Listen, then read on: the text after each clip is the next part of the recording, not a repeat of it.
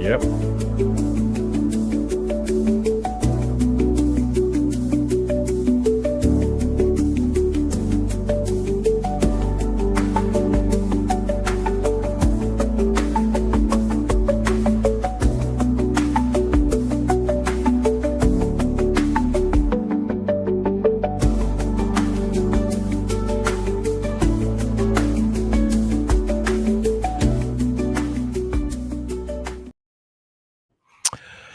Welcome, ladies and gentlemen, to episode 204 of the Splashcast Monday Night Raw. I'm your co-host, Reggie. I'm your co-host, Norwood, and that was surely something, surely interesting, and we'll get it fixed on the back end. Good afternoon. Good morning to some of y'all who's starting y'all day with this, and what's up to y'all who are rocking with us tonight as we start this game. As we start Monday Night Raw. This is a little pregame, little warm-up, couple things here on the docket to discuss. I know that we are knee-deep into football season. Some of us a little too deep into football season. But basketball season starts this week. Hawks opener on Wednesday against the Rockets. Yeah, man. Welcome to episode 204. Make sure you like, follow, subscribe, man. We're going to get into the mic check, which is basically the Hawks versus the Hawks kickoff season, NBA season, a welcome reprieve for your boy from football season. Not going to lie to you. Even though I am fully prepared to be disappointed in basketball season, I just need a break. So what do we want to talk about with the Hawks first? We'll talk about Dyson Daniels. I just want to know how you feel about basketball season starting. What do you have? What do you give drug addicts when they're trying to get off of the drug? Like if when they go and you put them in rehab, right? And they give you instead of you get high on like whatever the drug is, and then they give you something to knock the sensation off of going through withdrawal, but it gives you kind of the reprieve. Golly, I can't think of it. Anyway, that's how I feel. I feel like I'm getting off of a narcotic, and basketball just gives me just enough of a little hit to where it just take the edge off. That's what it is. But I know if I get, it's like an opioid. If I start taking too much basketball, then all of a sudden it's only going to be it's on the way. Hopefully it's not. Hopefully it's relatively reasonable. That's what I can pray for. And everything around this team has me excited. Once again, I tell you the openers on Wednesday. We did sign a major signing here, massive signing here. Dyson Daniels will be an Atlanta Hawk for the next 4 years at $25 million a year. I think this is a great rate. I think this is a great addition for the next 4 years. And we did it on what I think to be a deal. I saw yesterday when it came out that they said they wanted $125 million. I said we'll probably do for 120. I mean, for 150. Yes. What he said. 5 years, 150 at $30 million a clip is what he was looking for. He can't ask for that because Jalen's getting that. You can't get paid more than the big chip. Well, okay. I'm glad you let's talk about it then. Second in defensive player of the year. Most improved player. 3.10 led the league in steals. Why can't he get paid as much as Jalen Johnson? He's accomplished more. Yes. Well, number one, he's not homegrown. Jalen is our draft capital. Dyson's only played good for 1 year in Atlanta. So if I'm on seat, I'm going to say, hey, the reason that you are able to blossom is because we provide you with an opportunity. There's a hierarchy of money around here, and you're just not 6'10". You can't dribble and pass like Ben Simmons. Are you a very good player? Yes. And it's $25 million a year.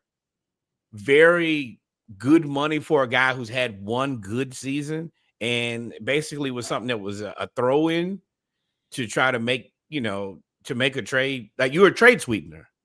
Now, did we hit on the trade sweetener? Absolutely. But we rolled the dice. You were in New Orleans in peril. How many good years has Jalen Johnson had? I would say maybe one, but he's our draft capital. There's a difference draft between capital gets you 150. Yeah. This is the guy we picked. Yeah. We picked this guy. We used our draft pick on him. Yeah. And I mean, they did the same thing with him. Had he waited 1 year, he gets more than $120 million a year or 150. He's more than $30 million a year. Yeah. They didn't wait. You mean they didn't? They didn't wait. Yes, Jalen they had did. one good year, and then they paid him in 2024, right? Right. He got one good year, 2023, 2024. Then they paid him. Yes, that's what I'm saying. And then he got hurt. We pay early in order to get a deal. Jalen is worth more than what we paid him. You think Jalen Johnson's worth more than $30 million a year? 100%. 1 year. Yes, 100%. And the is market Dyson more than 25? Dyson's worth more than 25 million. He's probably a 30 to 35 million dollar, probably $30 million. So you agree that both of them are underpaid then? Yes, but in both cases, Atlanta's taking the risk of paying them off one good year. Now, I think that if you look at that one good year, it's very sustainable what they've done. But yeah, we're taking the risk. In one case, it's an injury risk. 1 year is just not enough. You're right. You could also play it out, and I mean, Nickeil Alexander-Walker could be the starting two guard by the end of the season too. What do you mean play? What do you mean? Like, unfortunately, the way the Hawks have it set up with good young players is they kind of got them over a barrel, because they could have done restricted free agency and pushed it out and wait. But I think that this solidifies these guys.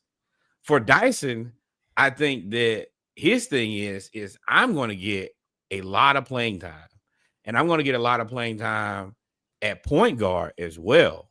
That's the reason I think he only did the 4-year deal, because he's like, I'm coming up out of this thing. It's not going to make it to 4 years. And if he scores a little bit better and plays, I'm not going to ask him to play the same defense he played last year. That's unreasonable. But if he plays defense at a pretty high clip, he's going to be worth that in spades. Who's better to you, Keegan Murray or Dyson Daniels? Dyson Daniels. Who's better than him? Who's better to you, Christian Braun or Dyson Daniels? Different dynamic. Christian Braun helped them win a championship. Who's better to you, Dyson Daniels or Christian Braun? Splitting hairs. I like Christian Braun, and he does the things that the Nuggets need. Now, they expect him to shoot like 40% from three, but he's also led the NBA in fast break points last year too. That helps. Keegan Murray got 5 years, 140. That's a bad deal for a Sacramento Kings team to put together terribly. Christian Braun got 5 years, 125, which is the same rate. Yeah, same deal. That's the reason I say that him and Dyson are splitting hairs. I think that Keegan Murray deal, Keegan Murray can't play the power forward and rebound. Well, he's going to play the 4. That's what they're going to have him as. He can't rebound. I think he's getting what? 5 into 140. That's what, 28 million a year. So he's getting $3 million more a year than Dyson, and also getting an extra year. He's actually, I think Keegan Murray is probably closer to sub 25 a year. I think he's closer to 22 a year, because he can't. I mean, he's an okay defender, but he don't have anything that I think that. I mean, the 3-point is okay, but you're also not going to be a volume shooter with Debo and Levine and Russ and Sabonis. Debo, Levine, Russ. Well, I would expect. I mean, first off, after Sunday, I'm no longer tricking myself with anything. I was gonna say that I expected Russ to really not shoot as much, but Russ gonna shoot. Russ gonna get down. He's gonna play his game. Right. Everybody, and unfortunately, they probably gonna scapegoat him if they don't make a bunch of trades in the middle of the season. I don't think you can scapegoat him because his team, like once again, if you look at the Kings right now, it's a stupidly built team. And I would be interested in maybe Levine and a draft pick for Trey. Yeah, I know you would. To me, this is a steal of a deal because his comp is Derek White and Drew Holiday, is what they think that he could be if he were to get his. And I'm talking about Dyson Daniels, not Keegan Murray. Drew Holiday, and Derek White, in that he could, if he develops a three. Remember, Holiday came in as a defensive player and got better offensively. Similar to Derek White, maybe. I don't know about Derek. I think Derek White just didn't have the opportunity. Right. Which is kind of similar to Dyson in New Orleans. They showed a little progression of Derek White. Everywhere he played, for the most part, he was a bucket. He just didn't get the opportunity. Which is similar to Dyson Daniels in New Orleans until he came to Atlanta. So, and I think Dyson Daniels is only 22 years old, if I'm not mistaken. Well, so I think that coming to Atlanta took a lot of pressure off of him, and it gave him a new role. And what pressure did he have in New Orleans? To be the point guard. No, they didn't. They had DeJounte. No, they traded DeJounte. I don't. Right. He was on the bench. Yes, but as a point guard. Yes, but as a point guard, letting him focus on what he is best at is playing the perimeter defender. I think that gave him a lot of confidence, which is the reason I knew he was going to take this deal. Atlanta positioned him in a way where he was never going to probably be positioned anywhere else. Like, and shout out to your boy Landry Fields for finding a diamond in the rough, because this is his transaction. This is not that was my next point. I was gonna get to that. They fired him, and they won the deal with DeJounte. They won that deal. They lost the first one though, and he was a part of the first one. Yeah, they lost the first one bad. They traded 5 seconds. It was like 3 firsts and 3 seconds, maybe something egregious. It was 5 picks. I remember that. I can't. Yeah, but a lot of them, some of them are swaps, and due to the fact that we're going to be solid enough, the swaps probably not going to go all the way through. But we were over a barrel with draft capital, and the other part was Trey and DeJounte just didn't work out well at all. So it's one thing that if Trey and DeJounte had worked out, but basically a year into it, we traded him back after we signed him to a really team-friendly deal. Yeah, you look crazy. The signing of the team-friendly deal was to trade him. I think he took that deal when he talked about it. He said, "Yo, I could go out or I could sign this deal and trade me." You remember he said that, and he was like, that's why he signed the deal, because they knew it didn't work out from like basically the first 3 months in, and he took the deal and they traded him. That's why he signed the deal. That's why he signed the team. It was a trade-friendly deal. It wasn't a team. I don't think that was wise. I have to go back and look at that. I'm not sure, because I think that he took that deal thinking that he was going to take enough money and Trey was going to get enough money that them two together would be a backcourt. He had a whole interview about it. He had a whole. I gotta go back and look, but I gotta make sure. But for me, this is Dyson. I think that there is a world where honestly Saleh looks at Dyson Daniels and says, "You may be the point guard of the future." Yeah. Especially if they can't get it with Trey, who's now dropping cryptic Drake-like messages on Twitter again. I think if they were to trade Trey, they would have to do it by the trade deadline, because after this year, I don't know, even though Trey is probably the best facilitator in the league, I don't know if anybody's going to commit to him at that wild number. And I know I won't. And he can only get the most money here, right? Because we own his correct. We're not paying him. Yes, we're not going to. I'm not going to say we're not. I don't foresee us maxing him, because if we could have maxed him, then we should have done it already, because the max is just going to go up if we wait. The max ain't happening, and I think that's what he's holding out for, and I don't think that's going to happen. I don't think that he understands that max ain't even on the table. I'm not going to say that teams are not going to be interested in him, but there's going to be a difficult negotiation between what he wants to take on a deal and what teams are going to offer him. And I think that is where, that's the reason these guys, I bring up Josh Giddey and say, hey, trade Let the Bulls deal with that. But give me I would do Memphis, but $25 I million know we're not a gonna take that year. headache. I know we're not gonna take that headache, but Yeah. I would do Memphis because that everything matches up in the lines for us to trade for Ja in that case. But they're already looking at him going to New Orleans. But I don't foresee him. Why would you put Zion, Poole? I saw that trade and thought this is the worst group of people you can put in the same room together. Jordan Poole, who got punched in the face by Draymond. You're gonna put Lil Pistol Starter in Ja, and then Zion with the pizza and babes. No, they won't get anything done. And then you're gonna trade away DeJounte Murray, who's probably the only guy over there who really works hard, and Herb, your second best defender. who's your first? Your boy, Trey Murphy. You think Trey Murphy is a better defender than Herb Jones? Like perimeter wise, yeah. I think Trey Murphy's better offensively is why they keep. I think if anything, it's a push. If anything, I think Herb is a better defender.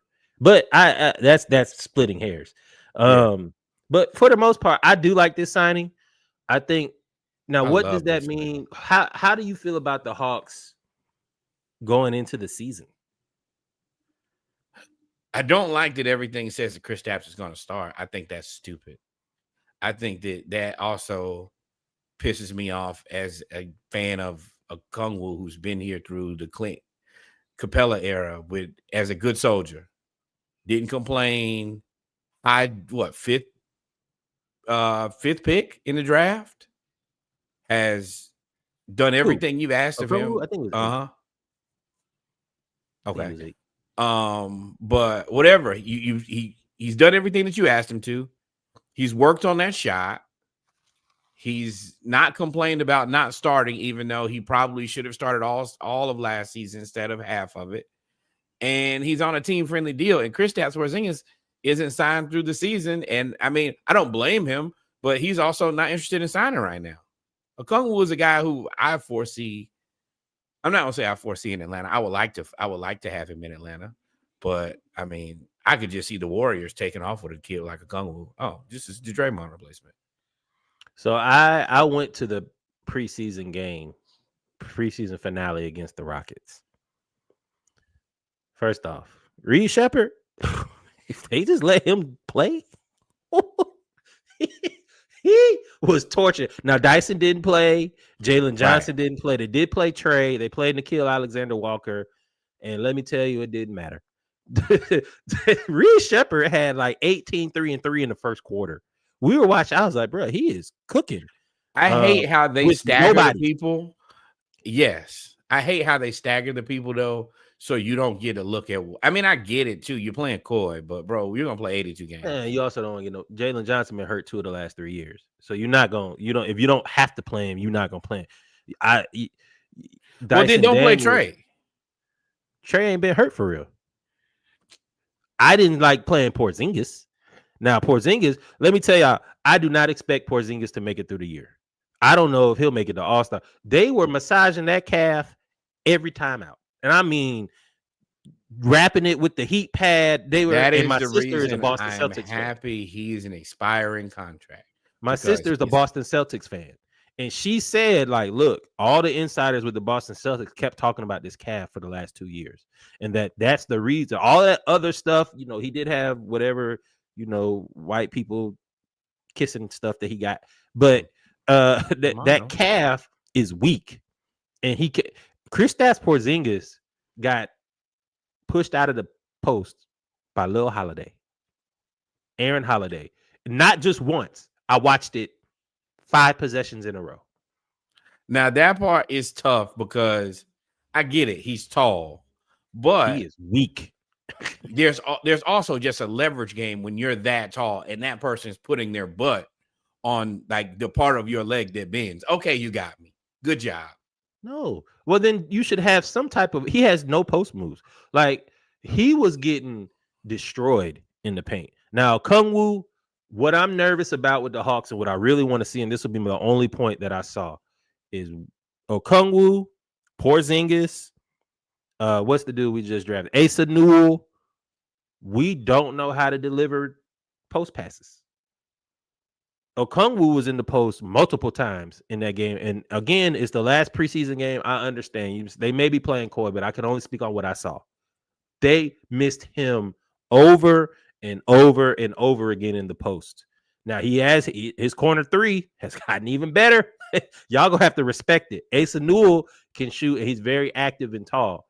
Just not strong enough. The Hawks are going to have to figure out how to, and I hate to say this because I did it with the Falcons, and when we get to the Falcons, I'll tell y'all why I was right. They're going to have to figure out how to do entry passes. They're going to have to figure out how to do entry passes. And your boy now, Big Z, Ricochet.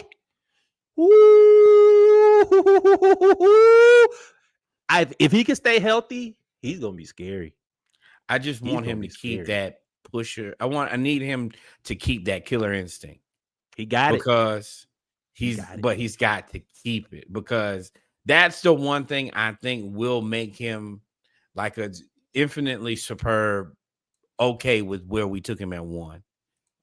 Sar's gonna get better. I hate to tell y'all that. He's going to be better, and he's 7 feet tall, and he can do all of the things. I would love to figure out a way to get him. I also don't want him. I think you have to pay both of them. No, not even that. I think that Sar has a lot of Anthony Davis in him. Where, bro, you don't want to play the 5. You are a big, and all of that. That's cool, but no, that don't work. And now you got to, when you have a guy who doesn't want to do what you need them to do, now you have to find another guy to do what they're supposed to do. Welcome new followers and subscribers. Not doing it. Yeah. And I think that if Ricochet just says, hey, I'm going to play solid defense, and when given the ball, I'm going to shoot it.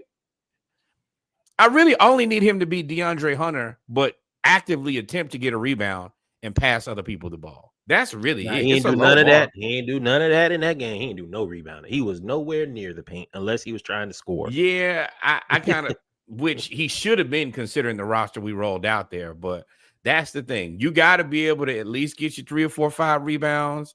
And yeah, you need to be able to make that pass where you pass the ball to Hunter and you know nobody else is going to see it. We have to expect you to make the pass, to make another pass, to get a bucket. Mm-hmm. But that's all I really have for the Hawks, man. I told you after Sunday, I'm black people after the election. I'm done. I'm whatever happens. Yeah. I'm not gonna get my blood pressure up no more. I'm not gonna get my expectations. It is what it is. I'm only wearing this Georgia hat because they're the only team that look like they got any type of competence. And you see what my hoodie says today? Not today. You should have a gator below there. We happy. They made a good decision. And my heart is warm. Both look like my team did too. Now my other HBCU, they made one too. And Hampton right behind them on the way. Right. Speaking of HBCUs, there's only one team that played in the MEAC. And that was Tennessee State versus Howard. Howard loses 24-7. Congratulations to Tennessee State cutting Howard's ass. Thank you, guys. Elite defense. Appreciate it. Elite defensive showing by Tennessee State. Appreciate it. This is part of the appreciate OVC, y'all doing. Yeah. This is part of the OVC MEAC Alliance-ish thing that they got going where they play each other. Tennessee State being able to do this, especially after losing Eddie George, was very impressive because Howard, it beat the crap out of Hampton. That does not say much. Let me tell you that much. But shout out to Tennessee State, man. They played a really, really good game. Held Howard to 7 points and just thoroughly put Bell to ass the entire game. Congratulations to Tennessee State. Let me tell you. Shout out to Texas Southern doing the needful 61-10. Homecoming was exceptional. Fantastic job. 10 out of 10. Chef's kiss. All of those things. Played Virginia Lynchburg, improving their record, keeping the pressure on PV too. Low key. Because of those standings. That's the only real loss. Yeah. Next up, Mississippi Valley State versus Lincoln out of Oakland. 49-0. Great job. No. Funny story. Found out that Lincoln is like the Bishop Sycamore of Yeah. Oh, so college. you did see that thing that I sent over. I was like, oh, this is a They scam. practice. He said they sleeping on floors. This is Trump University. So shout out Mississippi Valley State, Lincoln. I honestly, I would love, HBCUs have been talking about spreading out to California. This would be a nice, quick one to Yeah, adopt. no, not that one. they better get some facilities. They better get some money. You start from scratch. You already got the name. You already started from scratch. You got 49-0 by Mississippi Valley State. Hey, Grambling skeeched this win over Arkansas Pine Bluff in the mid bowl. I can't even talk shit in the bowl because I can't talk shit. Right. Grambling won 20-16. Rock fight. I watched a little bit of it. Rock fight. I got no analysis for that one. Deeply inebriated. Alcorn almost. I don't know if this would have been upset, but they almost beat FAMU. Upset. Both fan bases upset. Everybody upset. the most upset. But FAMU wins 33-28. Defended homecoming. Something Southern couldn't do. Right. Shout out to FAMU defended homecoming. What happened? Well, we know what happened. Y'all got rid of McNair. That's what happened. And then finally, I'll take the lead on this one, brother. Prairie View A&M. Man, look, Prairie View has control of the SWAC West. Southern had no clue Prairie View was going to be this good. And then they went and got Tremaine Jackson, and he has dominated the SWAC so far. Beat Southern on homecoming 24-3.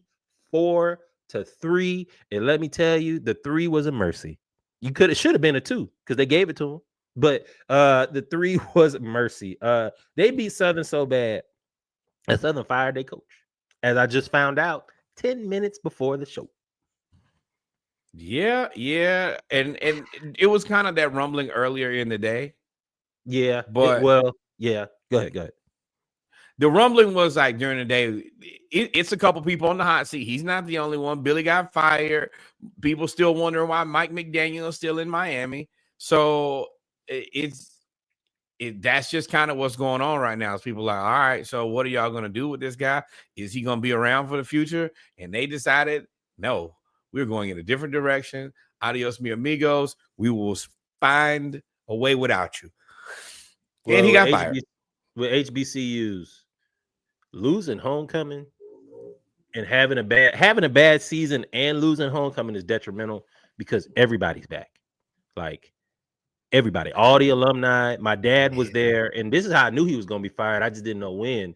Well, we knew he was going to be fired a long time ago, but they said that he talked with the athletic director he was in the suite, and all the alumni and boosters were like, "Hey, man."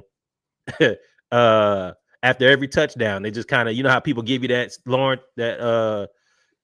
Samuel L. Jackson look, that look right there, like, hey, it's about time for him to go. It's 14-0, and he told everybody they came out with a discussion point on it before they told everybody that it was fired. That they said they already looking at evaluating his tenure and started looking at his interim replacement.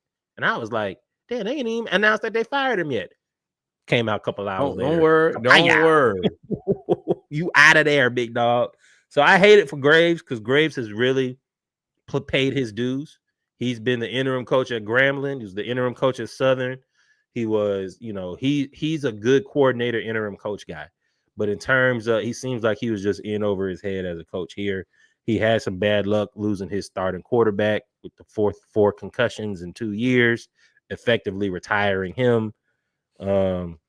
They got Fred McNair as the interim coach who took over the offense 3 weeks ago, and he scored 3 points. So we don't know. It's unfortunate. Southern is now looking for their 4th coach in 5 years. For a school that had Pete Richardson for 20-something years, to be looking for your 4th coach in 5 years is difficult. And that is something that HBCUs deal with. Grambling did the same thing, right? Well, no, they didn't because they had Doug for a while afterwards. it's hard to find a replacement, especially when more and more coaches are now going to D1 as coordinators. But there's a lot of candidates. You got Fred McNair. There's no way you're gonna get Tremaine Jackson, but you have Jerry Mack, who has HBCU ties and experience. He's at the Jacksonville Jaguars running backs coach. Or you could try to take the ready-made philosophy and go get you a celebrity Deion Sanders-ish type guy. I don't know if that would work in Louisiana. But in all reality, Southern is trying to figure out what to do since they missed out on Chennis Berry. And I'm gonna say that every damn time, bro. If you had hired Chennis, we would be SWAC champs. Oh, no doubt in my mind. He would have ran Deion out of here. I think that realistically, somebody is gonna make a move here in HBCU football at the top here soon.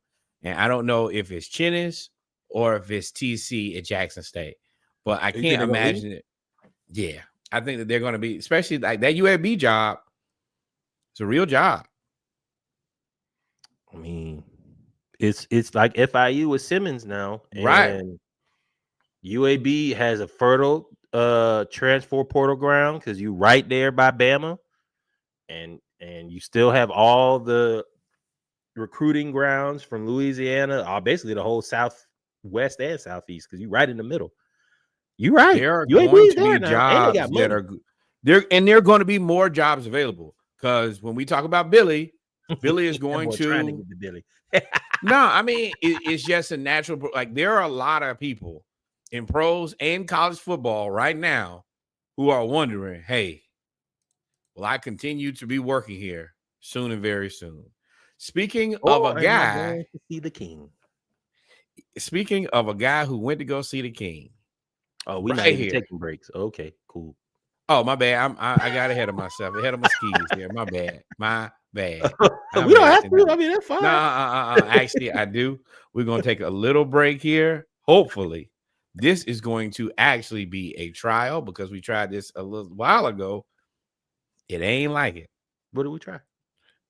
Tried a little transition, and it did not transition. Oh no, brother. We're gonna try this again. We'll be back in about 2 minutes. And as y'all heard, we are going to talk Billy Napier being fired. And Georgia winning. That too.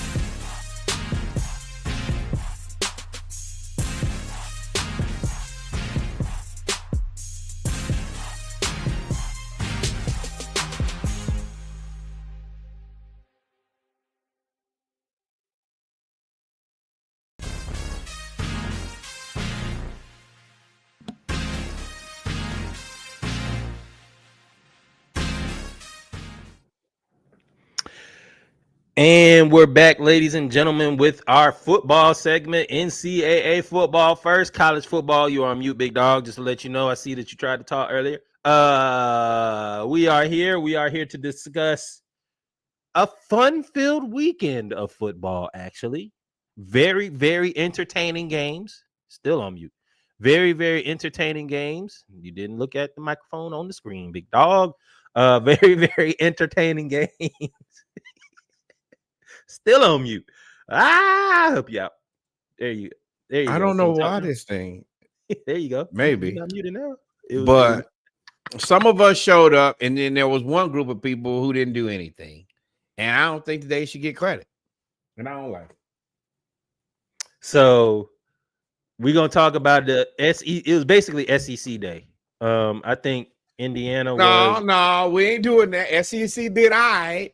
ACC did I. Texas Tech, excuse me, Big 12 did I. And Big 10 wasted a whole weekend of football. well, what I'm saying is when we first talked about on Saturday Morning Live, all the big games were essentially in the SEC. Matter of fact, I'm the one that put the Georgia Tech versus Duke game on the docket because we weren't going to talk about it at first because I was like, hey, Duke is undefeated in the ACC, the wacky ACC. Yeah. But I'm going to clear out, y'all. Let me go ahead and sit back, I got my book ready. It's the Bible, Conversations with God, because I had to get there after Sunday. Before I went to sleep, I had to read a little bit of that. Shout out to Ellis. The Gators beat Mississippi State and Fire Billy all on the same day. Best of both worlds.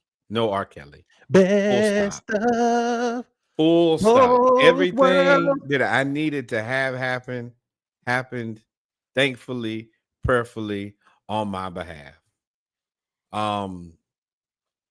We beat Mississippi State. Gators. I said it all season. I will continue to say it. We can lose to anybody. We can beat anybody. Anybody means your squad too. And that's just not to you. That's literally to all of the hundreds of thousands of people watching everywhere. Ready 2 weeks early, ain't you? No, I don't. I mean, you know what it is. I ain't never not gonna have smoke, but I'm just my smoke comes with a hard dash of reality. Billy Napier relieved of duties. Boy, it was so good to hear them people just yelling "Fire Billy" from the stands. The only thing I really wish they could have done was yell "Fire the coach" like my Uncle Curtis. That would have really warmed my heart to a whole different level.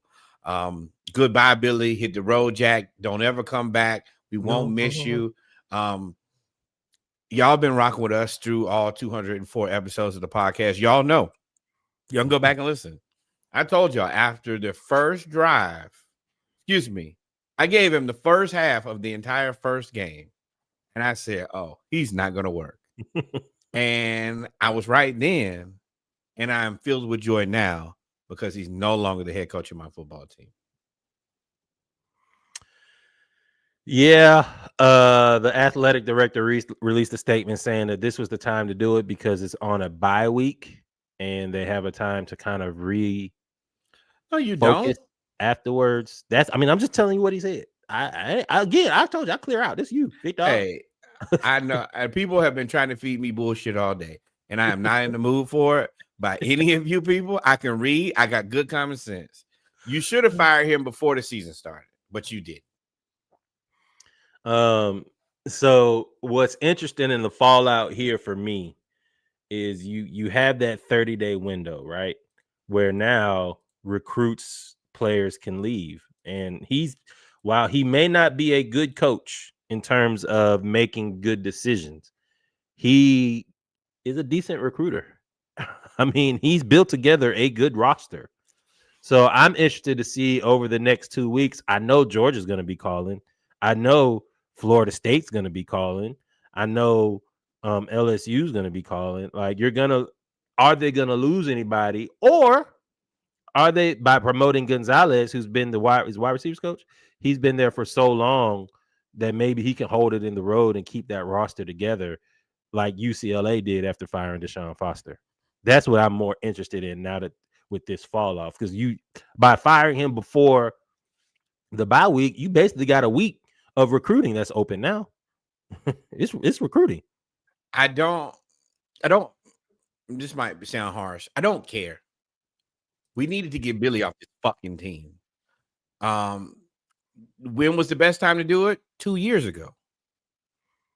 Money wise, you got it down to a $20 million buyout, which after we've seen with James Franklin and Jimbo and all of these other people that are getting fired from high profile jobs, that is basically a discount. Yeah, but I mean, what is it? You got to look at what it's costing you too. It ain't cheap to be paying this guy and losing. That ain't the answer for 22 sure. and 23 overall, 15 and 22 versus Power 5 opponents. That ain't going that. Part of that is you guys were spoiled too. Now y'all went from Spurrier to Urban, and that is not spoiled. It's a standard. The standard is the standard. Well, before Spurrier, y'all had 40 years of mediocrity, right? That don't matter. And then when Spurrier got there, Spurrier was a student, then he left. Then he had 40 years of mediocrity, and you brought Spurrier back, and then he raised the standard, and then you got Urban Meyer, who then did it. But after that, it's kind of like you return to the pre-Spurrier years. No, ain't no returning. Ain't no return. It's just like you. You drink cheap liquor like you used to drink in college? No, I've evolved past that. I put away childish things. This is the same thing with this program. There's an expectation, and you are not meeting it. You're not even getting in the ballpark of the expectation. So, no, you got to go. And I want the next coach to understand. We don't plan to come here for you to be mediocre. We come here to try to win championships. Different teams on different levels. What happens with that? You are good. No, my bad. Go ahead. But with this team, no. You know how I feel. And sometimes you get mad about it. It's championship or go home around here. I think that for y'all, I think that was that was like for me. That's like me saying that when we had Mark Richt. That was the expectation. Now I will be real. I'm humbled now. Would I just like a couple winning seasons and to compete for SEC championship? Yes, but I'm also telling you that comes with the expectation of us future facing getting back into this playoff and being a competitive team for a championship. It ain't finna be too many of these Meineke Outback Bowls or whatever you want to, whatever Citrus Bowl or Tallahassee Bowl or rentmyhouse.com Bowl. Georgia went to the Citrus Bowl twice in a row, and Rick was out of there. We ain't that's And there's so many bowls in Florida. They love the Citrus Bowl. No, we are here to win a championship, not to play with y'all. Jordan, that's Jordan. It's a sign of excellence on your jersey. We didn't come here for you to win, to be mediocre. That man won 6 championships. You think we came for you to play like Under Armour? Who is so out of the players that could possibly transfer? What's the one player you would like to keep? It's only one name. One player you would like to keep. It's only one name that I'm concerned about, and I'm 50-50 on him. He could come, pause, or he could go. I really like DJ Lagway a lot. He's shown some parts that I really liked. He's shown some parts that I haven't really liked. I understand that he came here and he was with Billy Napier, and Billy Napier is the guy who got him here. I'm not finna hate on a black man if he feels like he needs to go somewhere else to have an opportunity or be with somebody. I ain't even gonna get in your way. What scares me about DJ Lagway is I haven't seen a lot of development, and I'm not blaming Lagway. This is not a shot at Lagway or anything. It's just that I haven't seen a lot of development because of the Billy offense. So you probably are going to get him to stay because you're basically going off high school tape to see how good he could be. Because every time he's put together a good game, he's been hurt. He gets hurt. Every time he's put together a good game, he's got hurt in the game. Which is the trick bag with him. And the reason I said I could go, he could come, he could stay or he could go. I'm just happy that Billy is gone. Is that number one? I get it. You might be tired of Florida. It ain't been the greatest experience here. And you heard and you threw them 5 interceptions. They ain't never said 5 with me. I don't know how you got the 5. I would like for him to stay, and I would love for him to be successful as a Florida Gator. But at the end of the day, how you know what you mean? You know how you get the 5. Carson got the 4. Told you he was a scam too. But overall, I want him to be successful. I want us to be successful with or without him. Y'all know how this goes. Right now, give me your top 3 targets for replacement. Doesn't matter their job stats. I ain't even thought about that. Oh, you talking about for Billy? Yeah, for Billy. Yeah, Lane, I don't know. Lane, I don't know enough about high school football. Lane, a train. A high school dude I went to play football named Blaine. That's it. They talking about Lane Kiffin. I've seen Urban Meyer's name float around for a third 3.0. I've seen Lane Kiffin. I don't know if Florida has the stomach to be able to go get another developmental coach, right? Nah, another you got to go get young one of them. coach. Yeah, you're gonna have to go get somebody. You're gonna have to get a good. And I was in somebody, and this will be my last point. I was in somebody's live chat on TikTok. Some Miami fans who was talking trash about the SEC as normal after they lost, venting. And I said, hey, I heard. I said if I'm Florida, I give Lane Kiffin a blank check, and I say, hey, whatever you need, we got the Jordan sponsorship and we got Gatorade. You ain't got neither one of them in up there and wherever you are, Ole Miss. I think they should go after Lane and give him as much money as he wants because Lane full creative control.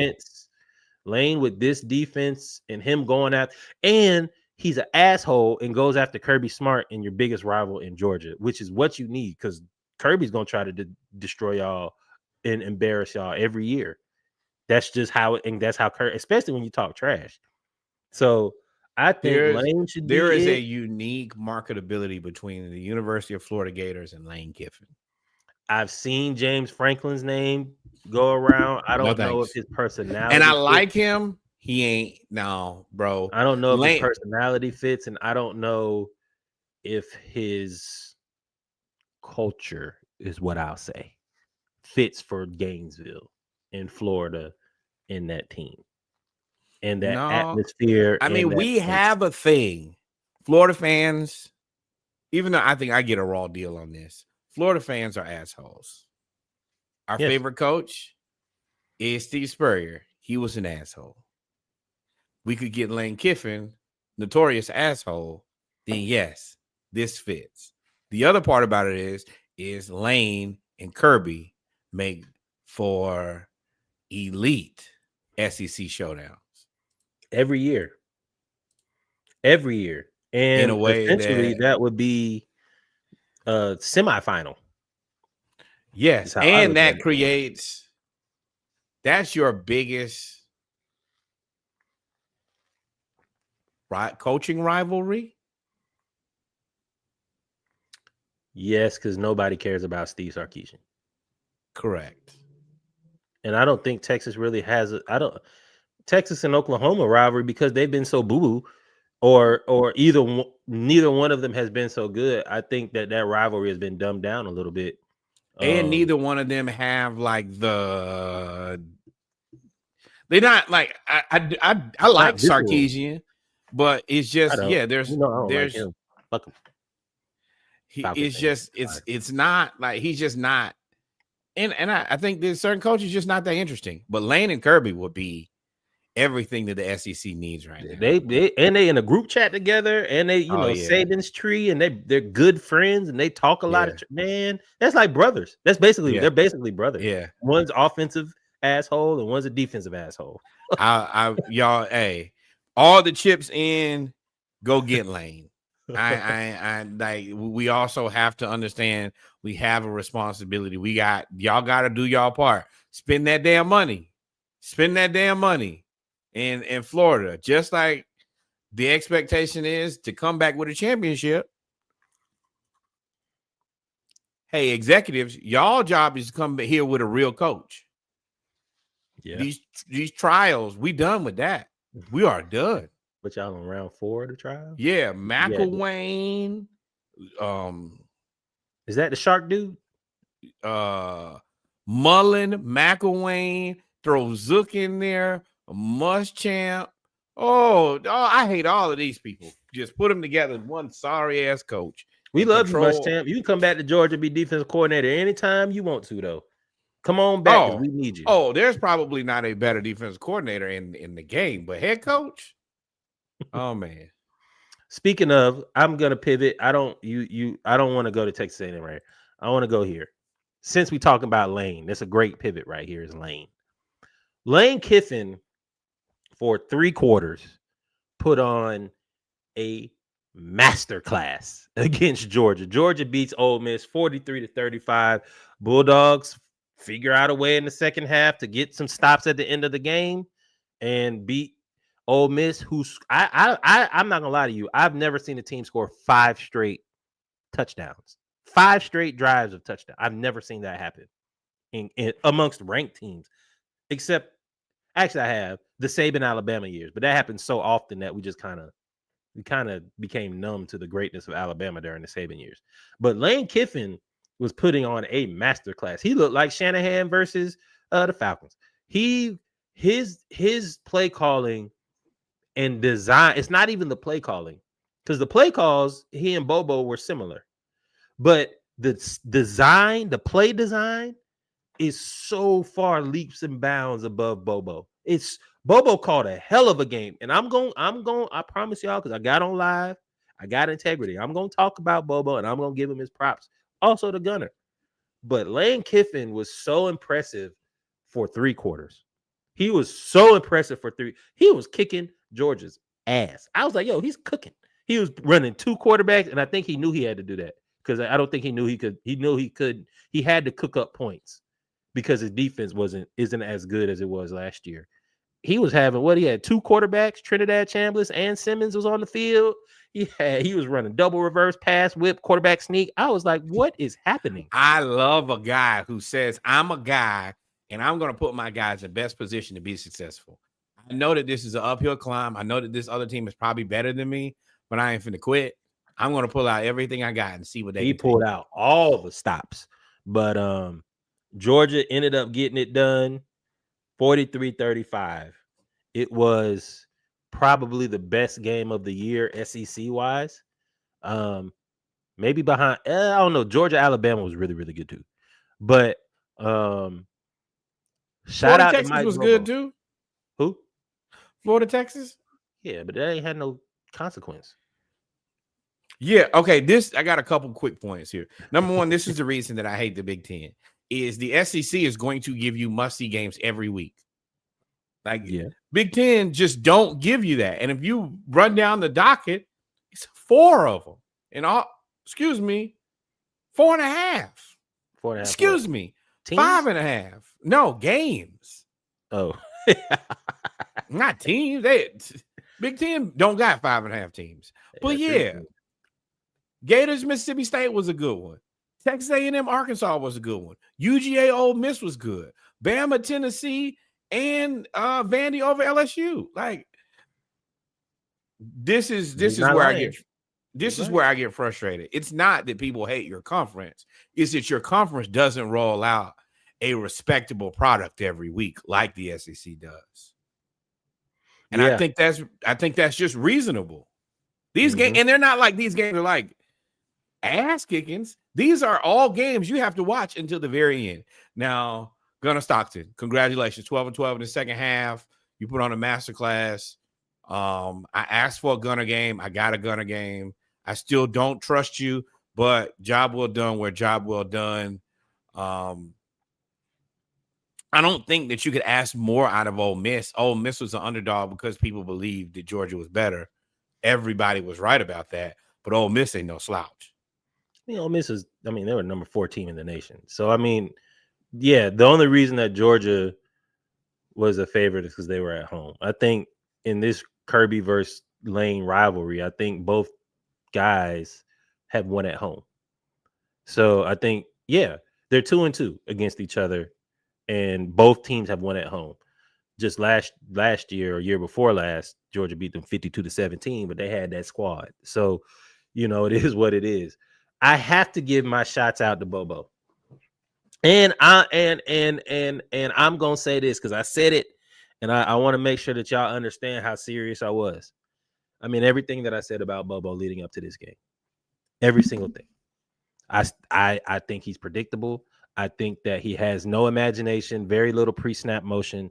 I think there's a lot of issues with how he calls plays and he throws away plays. I think when Ole Miss scored them first 2 touchdowns, I think it lit a fire under Bobo's ass. You don't have time to throw plays away. You don't have time to try to run screen, dive. You can't do that because Mississippi out here scoring every drive. Mike Bobo in the first half, and this is when I got upset. 2nd and 1 or 2nd and goal from the 6. I see Cash Jones come in the game. I'm like, oh, shit. What we about to do? We about to do some bullshit. I was like, we about to do some bullshit, Cash Jones. And I hate that because Cash is actually a very reliable back. He's very good at pass blocking, which is why he gets in the game as a walk-on Wahite running back. But Wahite. I said some bullshit about to happen. And lo and behold, we have run the ball down Mississippi's throat. We ran the ball. It was an 85-yard drive. We ran the ball all the way down the field. What do we do on 2nd and goal? Set up for a halfback pass with Cash Jones. Great job. I said, I know that didn't just happen. I had to pause the game. I said, you know what? I'm gonna go to the bathroom. I'm gonna go ahead and get me something to drink. I must be in the twilight zone. I need to go ahead and wake up. Let me throw some water on. He must have been in New Edition because he had to cool it now. I said, I know. And I said, you know what? We're gonna end up getting a field goal. And what happened? We did not convert on 3rd down because we threw away that down doing a halfback pass after we did a double reverse to start the game. You can't run trick plays 2 in a row. That told me that Bobo was nervous. And I said, okay. And we went and kicked that field goal. I said, Lane about to come down and score. Reggie said, are you sure you want to play the Deuce of Diamonds right now? I said, and Joker. What Lane come do? Touchdown. I said, ooh, Bobo. I said, if we lose this game by 3 points, 4 points, I'm going to be livid. I was like, I'm going to be livid. But he got it together, and Gunnar Stockton in the first half was missing everybody. They showed it. Kirk Herbstreit, who hates Georgia, by the way. I've come to realize that. He hates Georgia. Oh, yeah. He's the Ohio State guy. He hates the SEC. But envy. Gunnar Stockton missed Oscar Delp multiple times in the first half. He had London Humphreys in the end zone, standing like the Missouri receiver against Alabama. London Humphreys was doing, on Madden when somebody be open in the old Madden, like 2006 with like Vic, when somebody was open, they go like this. Oh my God. London Humphreys was in the end zone like this. Hey, I don't know if you know, but I'm open. I was like, oh my God. Oh my God. But in the second half, Bobo got on his shit. He was hitting the tight ends. We lost Kobe Young, our premier deep threat, jump ball receiver, best blocking receiver, really good contested catch guy. He broke his leg. And if you know about his story, how he had to go through all of that BS in the offseason after the championship year because of some false allegations, for him to come back, stick it through, and break his leg is just heartbreaking. But it forced us to go to something that's our strength, running the ball and tight ends. And Lawson Lucky, Oscar Delp, and I can't remember number 10. He's a 6'7" freshman. But they was just throwing the ball to them the whole game. And Zachariah Branch, we got Dylan Bell. How can you not release the parking brake? Dylan Bell, finally got him. Really, really, really, really got him involved. As using him as the Swiss Army knife. Very good, timely plays. So I got to give a shout out to Mike Bobo. I got to give a shout out to Gunnar Stockton. And I got to give a shout out to the defense and Glenn Schumann holding Ole Miss to 0 points and 3 and outs and finally 4-and-out to end the game in the fourth quarter. They finally woke up and played defense, and it was fantastic. It was great. It was great. This is all right. Once again, Gunnar Stockton. Right. Big I'm not. No, it's not hate. This is kind of what I expected. I think that Georgia's one of the top 5 teams in the country, and I think that Ole Miss is one of the top probably 8 teams in the country. Yeah, this is. Yeah. I don't have anything to be upset about this. I would have preferred you guys lose, but I think that had y'all guys lost, I'm probably not answering the phone. Yep. All right, we can move on. You can go. I'm good now. We done got both our teams out of the way. You can go wherever you want to, big dog. Texas A&M and Arkansas. I told you. I said it. Texas A&M escapes Suey and Petrino with a 45-42 win. And I said, hey, Texas A&M gonna win this game, but it's gonna be close. I said that Saturday morning live. Yeah, they're motivated. Texas A&M is infinitely talented on offense. Giving up 42 points to Arkansas, not great. You got to figure that out. So if you want to be a team that's competing for a championship, if you just want to be a team that's kind of been good in the SEC and then loses, yes. I would like to see. I mean, Texas A&M has been like right there on the cusp so many years. I would like to see them have a year where they really cemented themselves. I would like to see their Auburn year, their Cam Newton year. Who else is good for exactly one year? You got to get Cam year? Newton to have a Cam Newton year. I mean, is your boy not? No, he ain't. Wait, let me finish. He ain't this year's version of Cam Newton. Reggie. No, that's like hi. No, you no, that's what he ain't. But I 100% agree with that. But in the new parody, I was wrong. He's got it. My bad. I'll go to say Texas A&M had an easy schedule going forward. I lied. Go ahead, finish your point. Who they got now that you brought it up? LSU, Missouri, South Carolina, Texas, and then Sanford thrown in there. I mean, it's a schedule that you can navigate. LSU can be had. I don't trust Texas. LSU is better than Arkansas. Yeah, but this is a different game. And I mean, LSU depends on the day. LSU can be better than Arkansas, and they can be worse than Arkansas. That's the issue. All those games are on the road, except for South Carolina. Ooh, now at LSU, at Missouri, at Texas. That's rough. But this is the thing. I respect this because this gives you an opportunity to play a mixed talent bag here. Trip up game. South Carolina is definitely a trap game. But there are games here that can show how good or not good you are. And I think that they're top until proven otherwise. They're top. They're the top. I mean, Marcel Reed is dynamic, man. He again, he's not Cam, but nobody's Cam. He is. At the end of the day, you can't catch him, and he can throw the ball a country mile, and he does not make a lot of mistakes. I think he got the commentator jinx when they said he hasn't thrown any interceptions this year. Yeah, boom, threw an interception. I said, you commentators. But outside of that, he's a very efficient quarterback, and their head coach that came from Duke. Everybody said, "Oh, I don't know who he is." I was like, "Bro, he coached not by this game, but we throw it out." I said, "He's a really good coach. He's a good recruiter, and he coaches pretty good defense." And you're starting to see it. And they got money. Texas got money, which I told y'all in the NIL happened. I said Texas teams are about to come back up because of that. Where else we going from here? Alabama rolls the Volunteers. Tennessee loses 37-20. Ty Simpson continues to figure out a way to get it done. I will never believe in this man. He could tap me on my shoulder and tell me Jesus of Nazareth is coming, and I still won't believe in him. But what I will say is he is channeling every game manager guy that Bama has ever had. and just, all right, I'm gonna do what I need to do in order for us not to get fired. And teams don't figure out the blitzer until the second half. And then by then they're up, so it's over.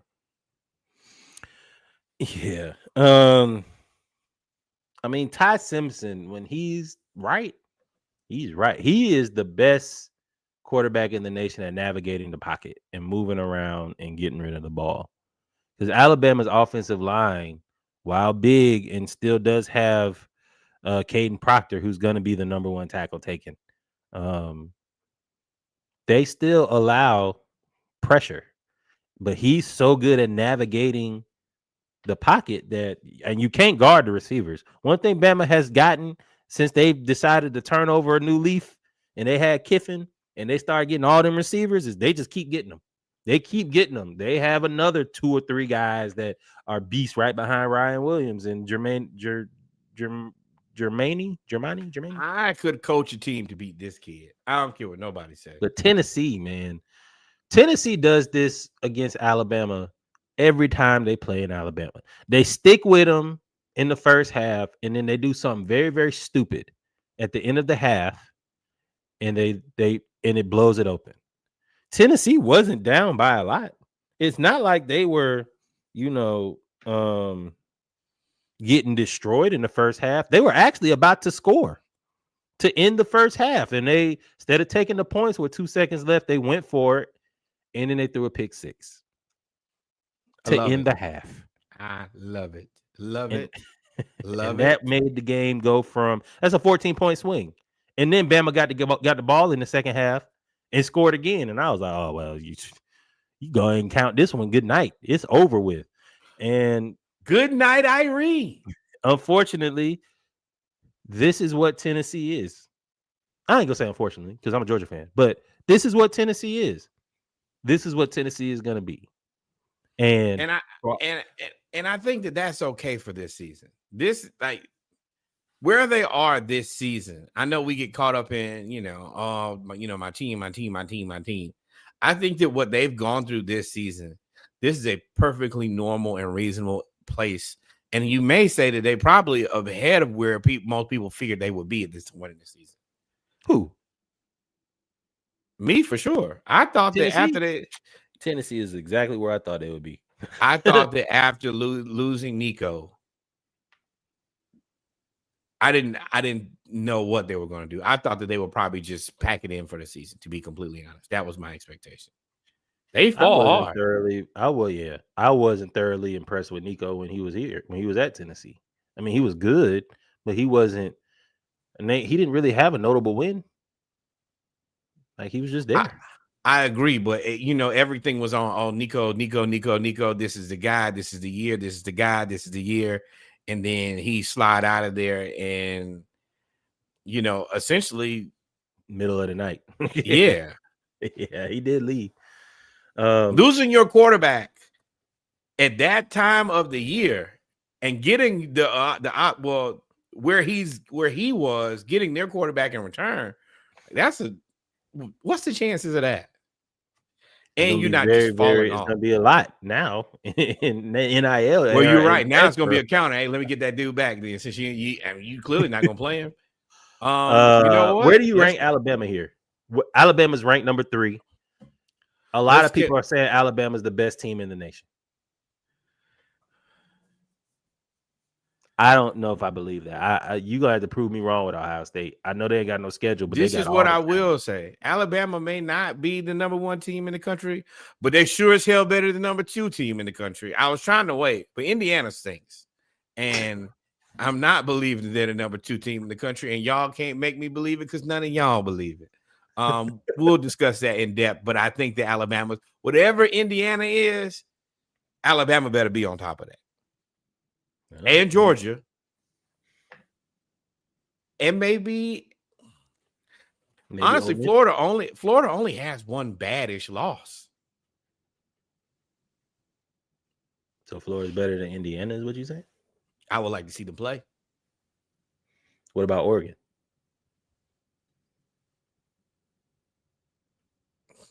Indiana put 50 on, put 30 on Oregon. That's cool. That's one game. But this is the thing. All right. I think Who Indiana will smoke does this Indiana year. who does Indiana man? No.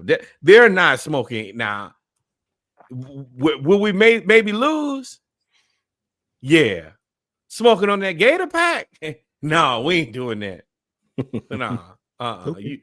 You may get your win, and I'll be the first person to say, if you get your win, you got your win. Respect. But and now their schedule's terrible. Play one ranked team, two ranked teams. They're the Big Ten season is essentially over. You're gonna have like Michigan, Ohio State. When did it start, Reggie? When Penn State played Oregon and barely lost in overtime.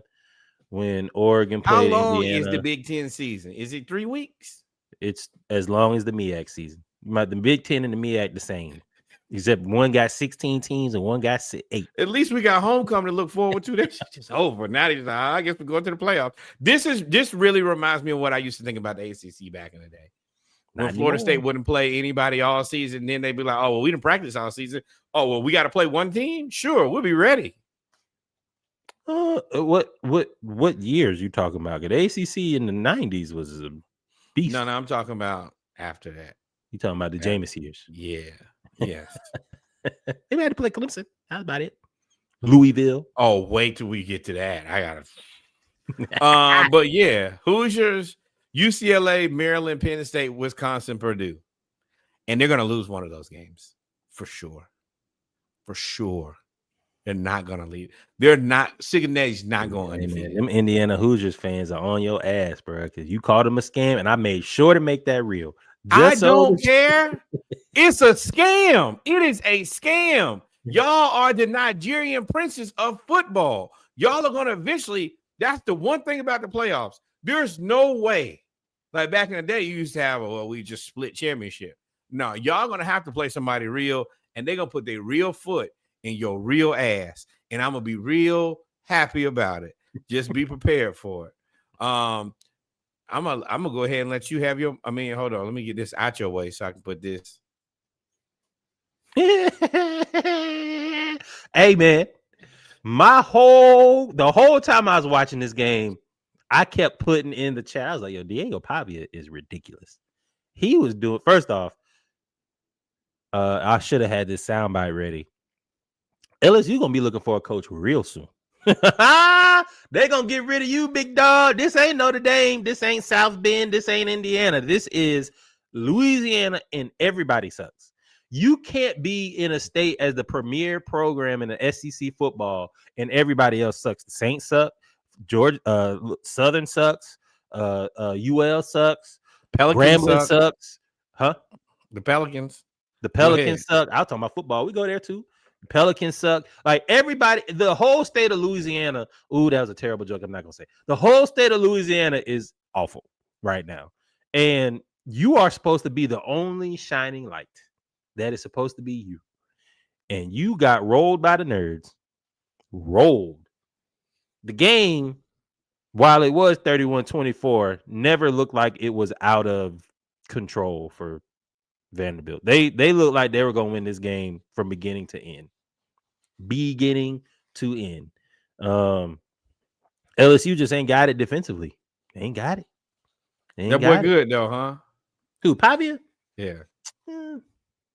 Yeah, he's all right. He's college good. He ain't gonna do nothing in the pros. I don't even know if he make it to the pros.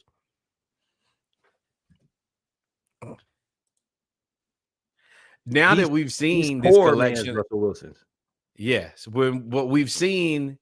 We've seen this group of quarterback. It's nothing here that you're in love with. Yeah. So you think he's a better prospect than like Quinn Ewers? No, I think Quinn Ewers got a raw deal. I do too. I think Quinn Ewers in last year's draft, he probably is he got the Spencer Rattler treatment. I think he's a better version of Dylan Gabriel. I think he's better than Dylan Gabriel right now. Wow. I think. But what I'm saying is, I think that Pavio is a guy who, if it's 5th, 6th, 7th round, I'd roll the dice. Oh, I mean, yeah. I mean, not myself, because the Falcons, we have a young quarterback, but I think that there are a ton of teams who will be like, oh, yeah, I'll see what we can get with him later.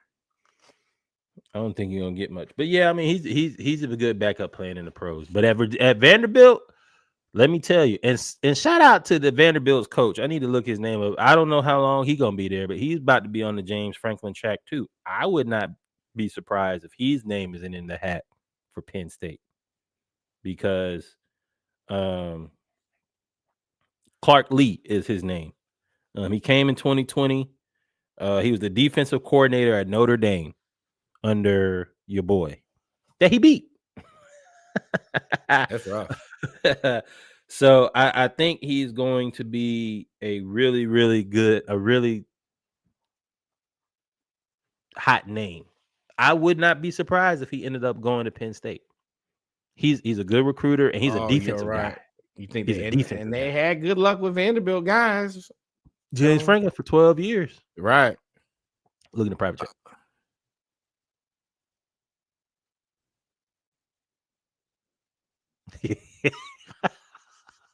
And we're going to keep this piece of podcast that we have. OU steamroll South Carolina Gamecocks 26-7. Somehow OU is a decent football team again. They play defense. Venables plays defense. SEC is where he needed to be. Venables also ain't always been the hottest commodity. He heavy on the ebb and flow for me. He plays defense, and he's just not a good evaluator of quarterback talent. He can't. I mean, Lincoln Riley, it's hard to live up to the Lincoln Riley standard of quarterbacks, right? Lincoln Riley put 5 straight quarterbacks in the NFL that are starters. So it's difficult to live up to that, especially with the way that he left. He left so abruptly. So when coaches leave, you have to rebuild that program in your image. And he's a defensive guy, but right now he's got them humming. And I think they're going to be they may be in the top 10. If not, they're going to be in the top 12 for sure. And they're on the inside track, even after getting blown out against Texas, to make the college football playoff because Mateer was hurt. So that gives them the excuse and a boost, because they're going to grade you on the roster. That's the reason people always get upset. They have a big loss to a guy who meant a lot to them. Even if they don't lose the game, they'll lose their ranking because the guy will be out, which is and the precedent was set with Florida State 3 years ago with Jordan and Travis that got hurt. So it's they, and the thing is, y'all not gonna be able to fire him and make it the playoffs, because you remember he was on the hot seat, 6-6 last year. I think he had 2 losing seasons in a row. He was on the hot seat. He makes the playoffs. Y'all gonna keep him. Playoffs. Yep. Is that all SEC? I'm missing one. No, hold on. No, that's all SEC. And then here we go right to Georgia Tech. Does it again, 27-18. Told y'all that was gonna be a good game. Georgia Tech, man. Number 7. Put some respect on the Bumblebees. The number 7 ranked Georgia Tech Yellow Jackets is going to be the hardest game that the Georgia Bulldogs play this year, including Alabama. It's crazy that we're looking at a playoff that is going to include Indiana and Georgia Tech, almost for sure, and Vanderbilt. I don't know if Vandy gonna make it. It's tight on Vandy. Why? You see what they got left? We said that about LSU. They beat them. Just because, you be taking that too literally. They got what? Tennessee, Kentucky, Mizzou, Texas, Auburn, Kentucky, Tennessee. Mizzou can be had. I don't believe in their quarterback. He's ass, as we've seen. Texas, they dropped 2 of these. We don't know. Yeah, they probably lose. Whoever they play on the road, they'll probably lose. You're right. At Texas, at Tennessee. Yeah. Now, I would love for them to beat Tennessee and Tennessee. Me too. That would be fun. To close the season. Now, that would put them in the playoff. If they drop one of those games, right, you would assume they either drop Texas or Mizzou. but they went out the other games, including beating Tennessee in Tennessee. That's a hard resume to keep out the playoff. Like, I think that they could definitely beat Texas. I don't know though. Because Arch, I hate to say it, I think Arch is the detriment to Tennessee. I mean, to Texas. No, you don't hate to say it. You've said it for the whole year. You've said it every week, literally every week. Maybe I don't hate saying it. I just don't want to be an Arch hater because I want to like him, but he ain't getting it done. No, but we burying the lead though. Georgia Tech beats Duke in a battle of ACC supremacy because we'll get to the Miami game in a little bit. I told y'all about them Saturday and Friday game. I told y'all. But Georgia Tech, I said it last week. I laughed and I put out the reel because I wanted y'all to say, I said, Georgia Tech gonna make the playoff. I said, Georgia Tech gonna make the playoff and get a first round bye. That's what y'all, if they win out, they're gonna get a playoff and get a first round bye because they'll be ACC champions and undefeated. And there'll be nothing that you could do. Speaking of ACC, UVA wins again, beats Washington State 22-20. Man. That sucks for Wazoo. Wazoo has lost like 4 games by 2 points. The Flying Klay Thompsons? No, the Flying Cam Wards. Fair enough. I'll give you that. Or John Mateers. Oh, he was there? Jesus. He transferred from Washington. He was after Cam Ward, transferred from Washington State to go to Oklahoma. They're not gonna keep that either. But yeah, Virginia. I told you 4-1. ACC got something to say this year. Hey man, Georgia Tech, Miami faltered, but Miami still only has 1 loss. Virginia has 1 loss, and you still got to look at Duke, who only has 1 loss. Hey, yeah, man. but that's what I was trying to tell you earlier in the season. This is cool for now. Eventually, somebody's going to get cut.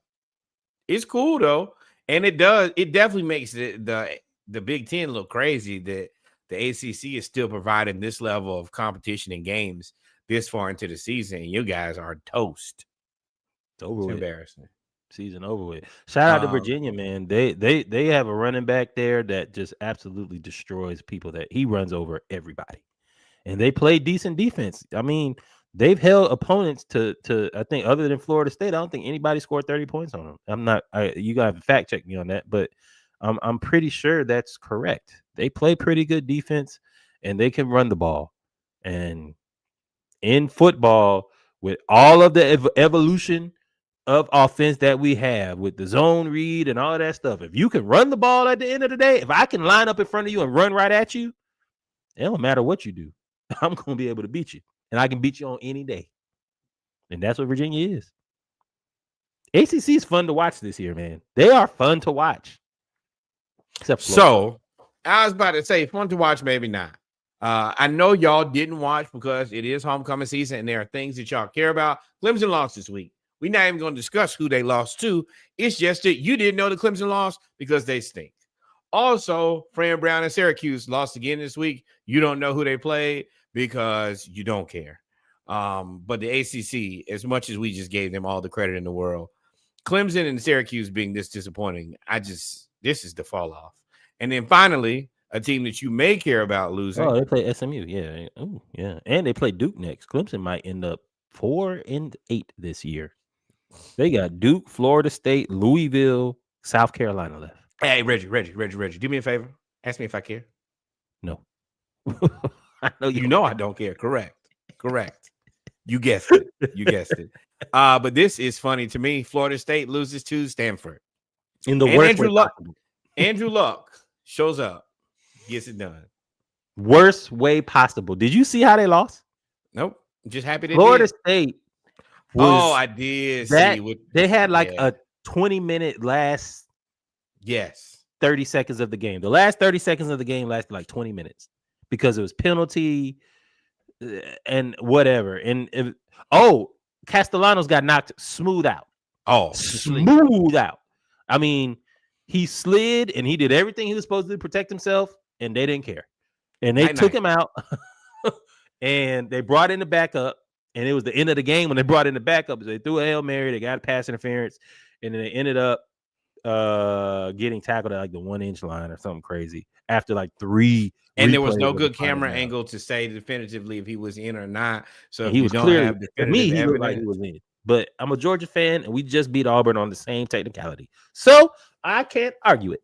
But it's tight, and they've already committed to keeping Norvell, which I can't believe they did that already. Not my problem.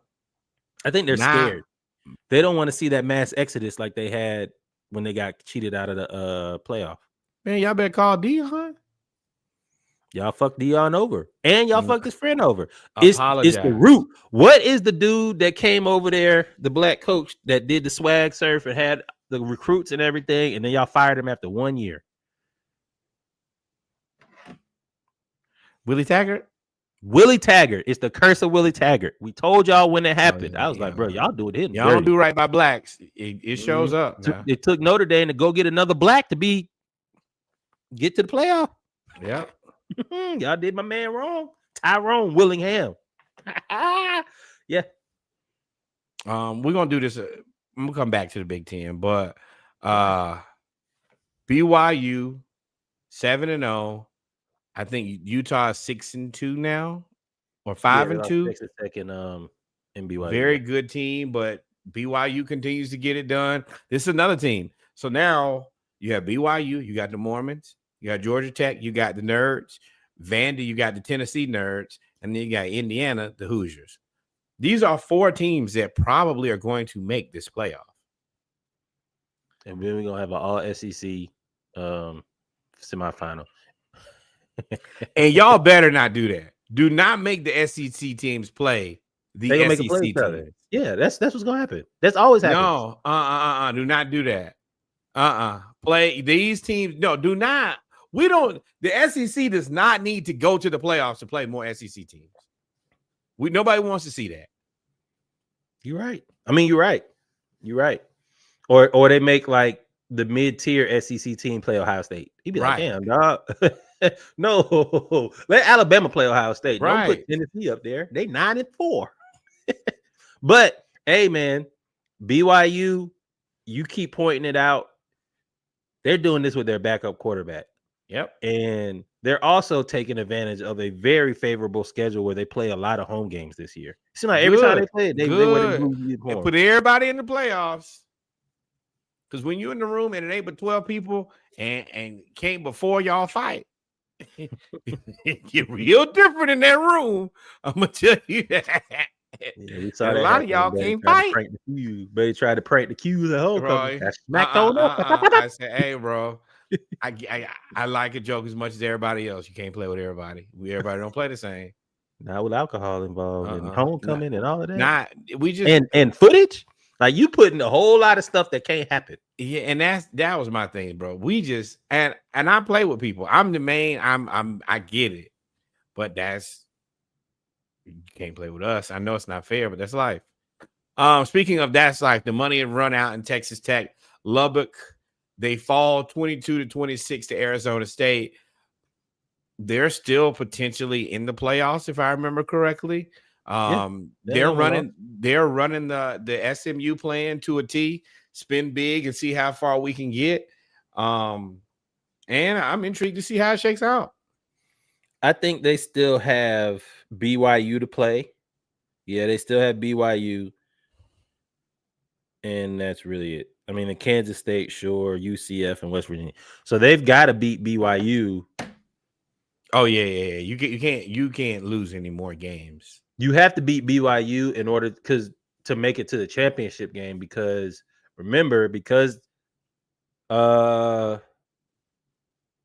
they set the precedent when they said if you lose a championship game, it shouldn't keep you out of the playoff, right? So you already have 4 championship games, Big 12, Big 10, ACC, SEC. So you would assume that's going to be at least 7 teams in the playoff, right? You would assume.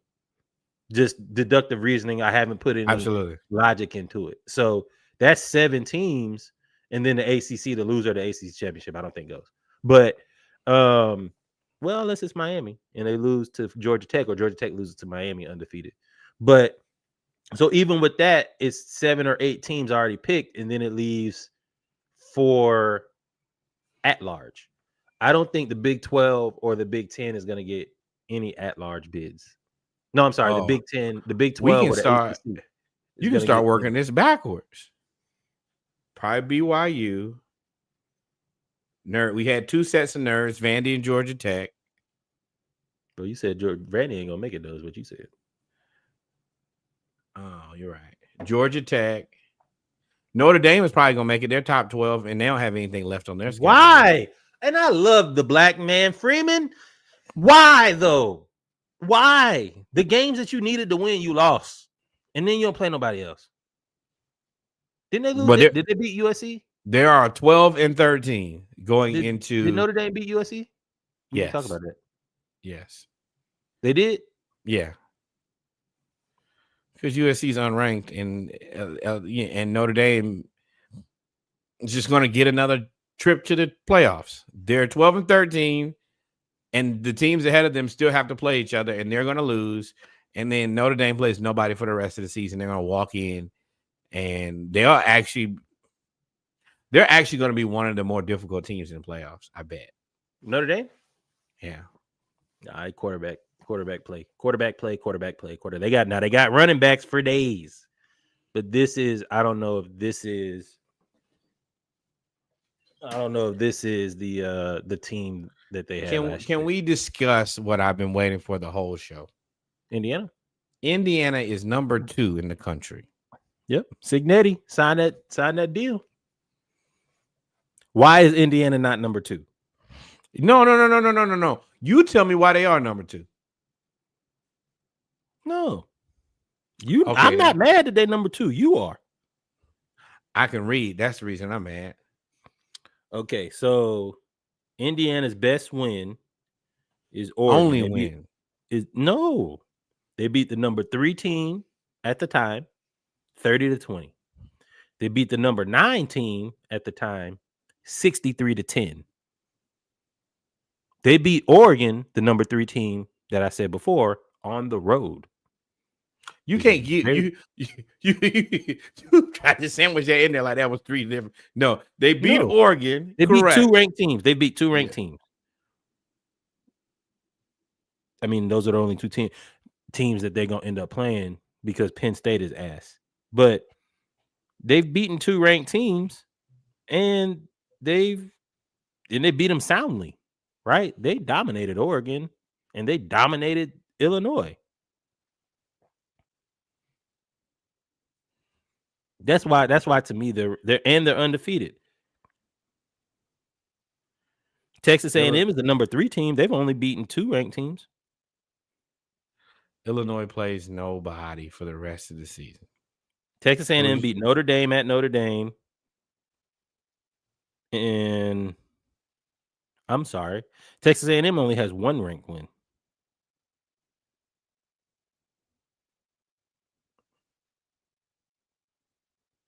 So I mean, that's why they're headed. Yeah, but also they're going to play 3 more ranked teams. And then when they play 3 more ranked teams, they should probably jump. If they win those, they should jump Indiana. But as of now, as of today, they've only played 1 ranked team. Make Indiana the number 1 team in the country. Do that. Can't. At the time, Texas, Ohio State, I mean, they have 2 ranked wins. They have Illinois and they have Texas. Both of those proved to be a scam, and they have played at. And Washington, to me, is probably they're going to be their best win by the end of the season. So this is my thing. Do you think the Indiana is better than Ohio State? No, but I think that they could beat them. Do you think the Indiana is better than Texas A&M?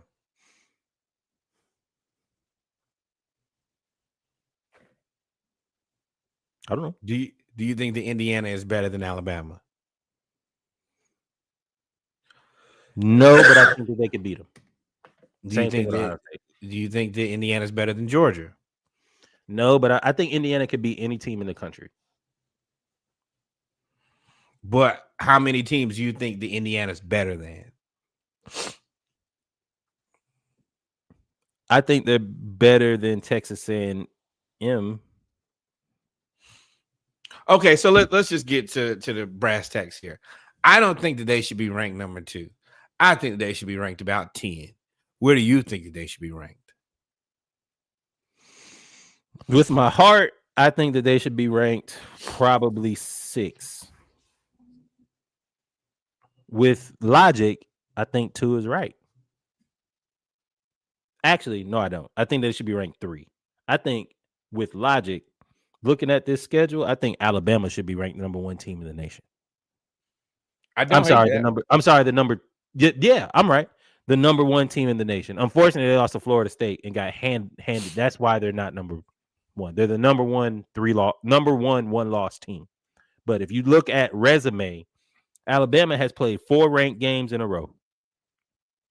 All top 16 teams. And then they're going to end the season with 2 more ranked games where they play LSU and OU.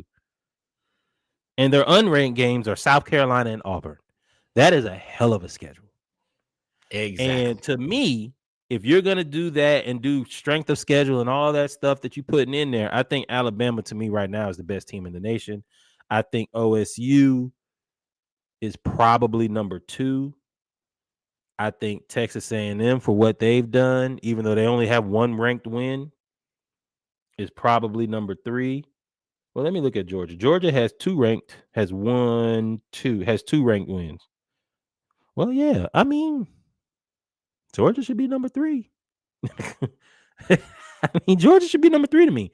I think, but Indiana has the better wins. Indiana has the better wins of everybody in the top, except for Alabama. They have the best wins. They beat Oregon at Oregon, and they destroyed the number 9 team in the nation at the time, which we all knew Illinois was a scam, but they destroyed them nonetheless. Just like we know that Indiana is a scam. We just looking at scams. You gotta look at resume, dog. That's why it's week to week. You gotta look at, based on resume, Indiana they're undefeated and they have 2 ranked wins. One on the road and destroy them. You gotta look at resume. And that's the only reason. I cannot wait to dance on their graves when they finally lose and we acknowledge the truth that this team stinks. The only team that they're going to lose to is going to end up being Ohio State in the Big Ten championship. No. I want them in the playoffs. Just like I wanted to see. Yeah, they're in the playoffs. Yeah. Just like I wanted to see Coastal Carolina, I want to see y'all. I want to see what y'all got. But they beat y'all though. Oh, we weren't playing for shit. I'm trying to get this coach fired.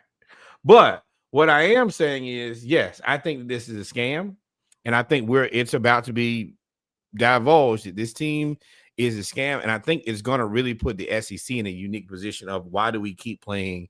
Why do we keep dealing with you guys? Y'all get to show up, not play anybody all season. Y'all clearly can't compete with us on a conference level. And then what y'all want us to do is to play y'all. And please tell me what you just saw. You can't do that. We're going to get to NFL next, ladies and gentlemen. We'll get there. I just sent it to Norwood in the DM on Instagram. We'll get there. We'll talk about it. I'm not happy because I really wanted him to see him finish his career on top. But we'll talk about it. Has to deal with the Bucks. It literally just happened. Ladies and gentlemen, we will be right back with our NFL segment of episode 204 of the Splashcast Monday Night Raw. Y'all stay tuned. Make sure you like, follow, and subscribe. Woo! I hate to celebrate an injury, but woo!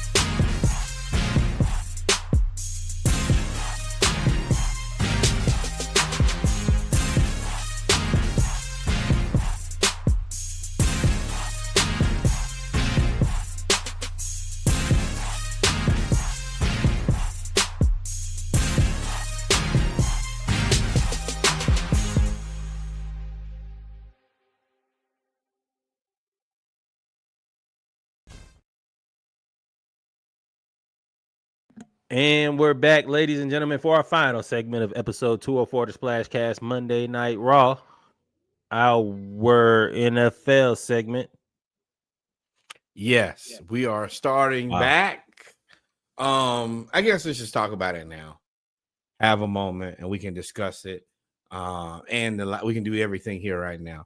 So for you guys listening, guys watching at home, first part is the Bucks Played the are Lions losing tonight. to the Lions or lost to the Lions. Is it over? Lost to the Lions. It's been over, but it's 24-9. Right. Um, I was trying to see if we had a formal count as the night ended. So number one, they're gonna lose to the Lions, whatever the score may be, whatever it is, it's an L for them. Yeah, it's a final 24-9. 24-9. That in itself is, of course, unfortunate.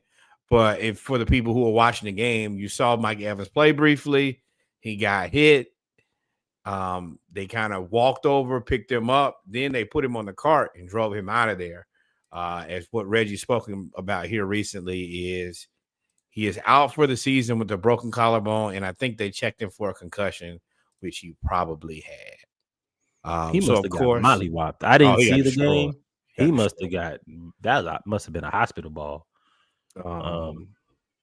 That sucks for the Bucks. Yeah, and we've said it all season.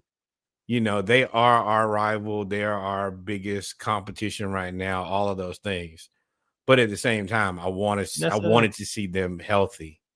I wanted to see them. I wanted to see Falcons versus Bucks, both teams at full strength, full stop. Yeah, unfortunately I don't think the Bucks on paper and the way that they started out were the best team in the league. Full stop. Baker Mayfield was on an MVP trajectory. Mike Evans was crazy. They were supposed to get, Emeka Ibuka was on his way to being offensive rookie of the year. Their defense was playing well. You had Bucky Irvin, who was running that thing. They had Rashad White, who was spelling Bucky Irvin. And then you had Chris Godwin was supposed to come back, and you had Cade Otton. They had everything. And then within 3 weeks, you lost literally everybody. You lost. Now at this point, Chris Godwin has been ruled out again with the same fibula injury. Mike Evans is now out for the season. Bucky Irvin was in a walking boot and did not play tonight as Rashad White played. And it's basically Baker Mayfield and the Pips out there with Tez White, who's 165 pounds with pads on. Rashad White, Sean Tucker, and everybody else.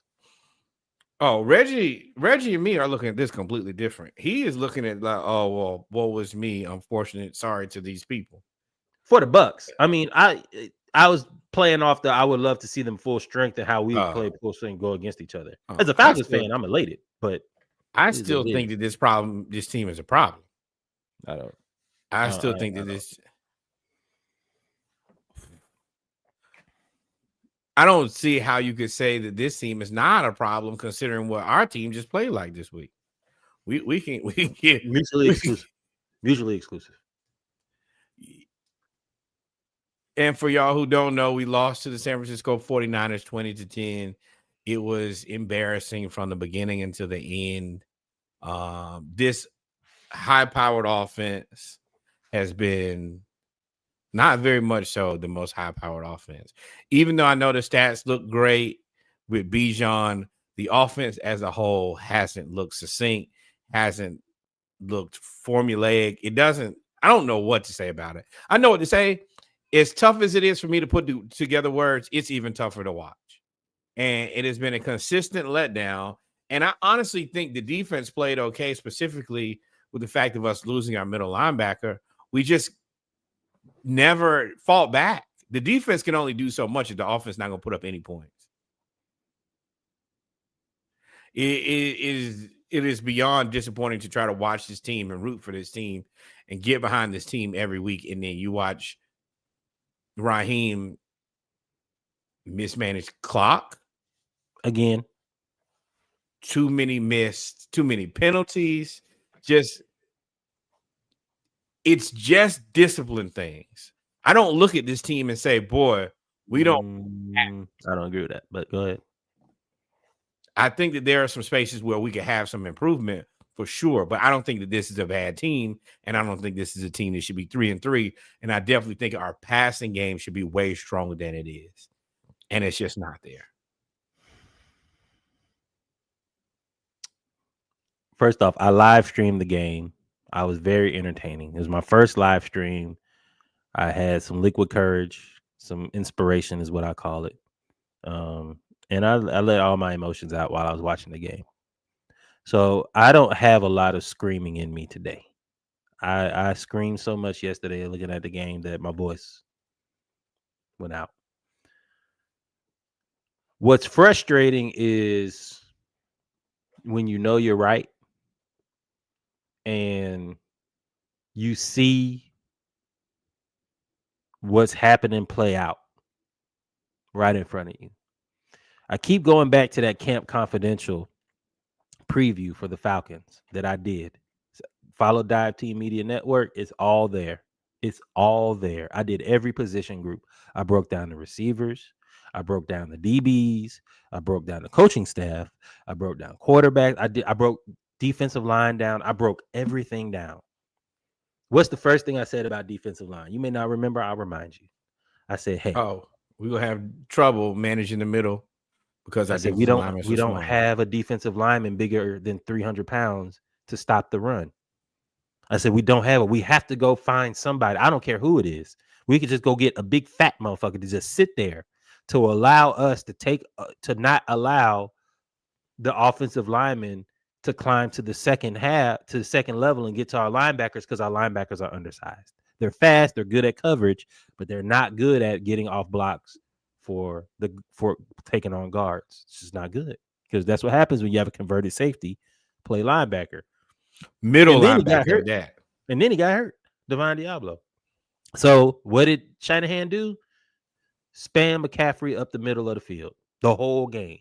Frustrating. I said, hey, you probably need to go get another receiver and move Mooney to the slot and allow Mooney to kind of navigate the middle of the field because he's a quicker route runner.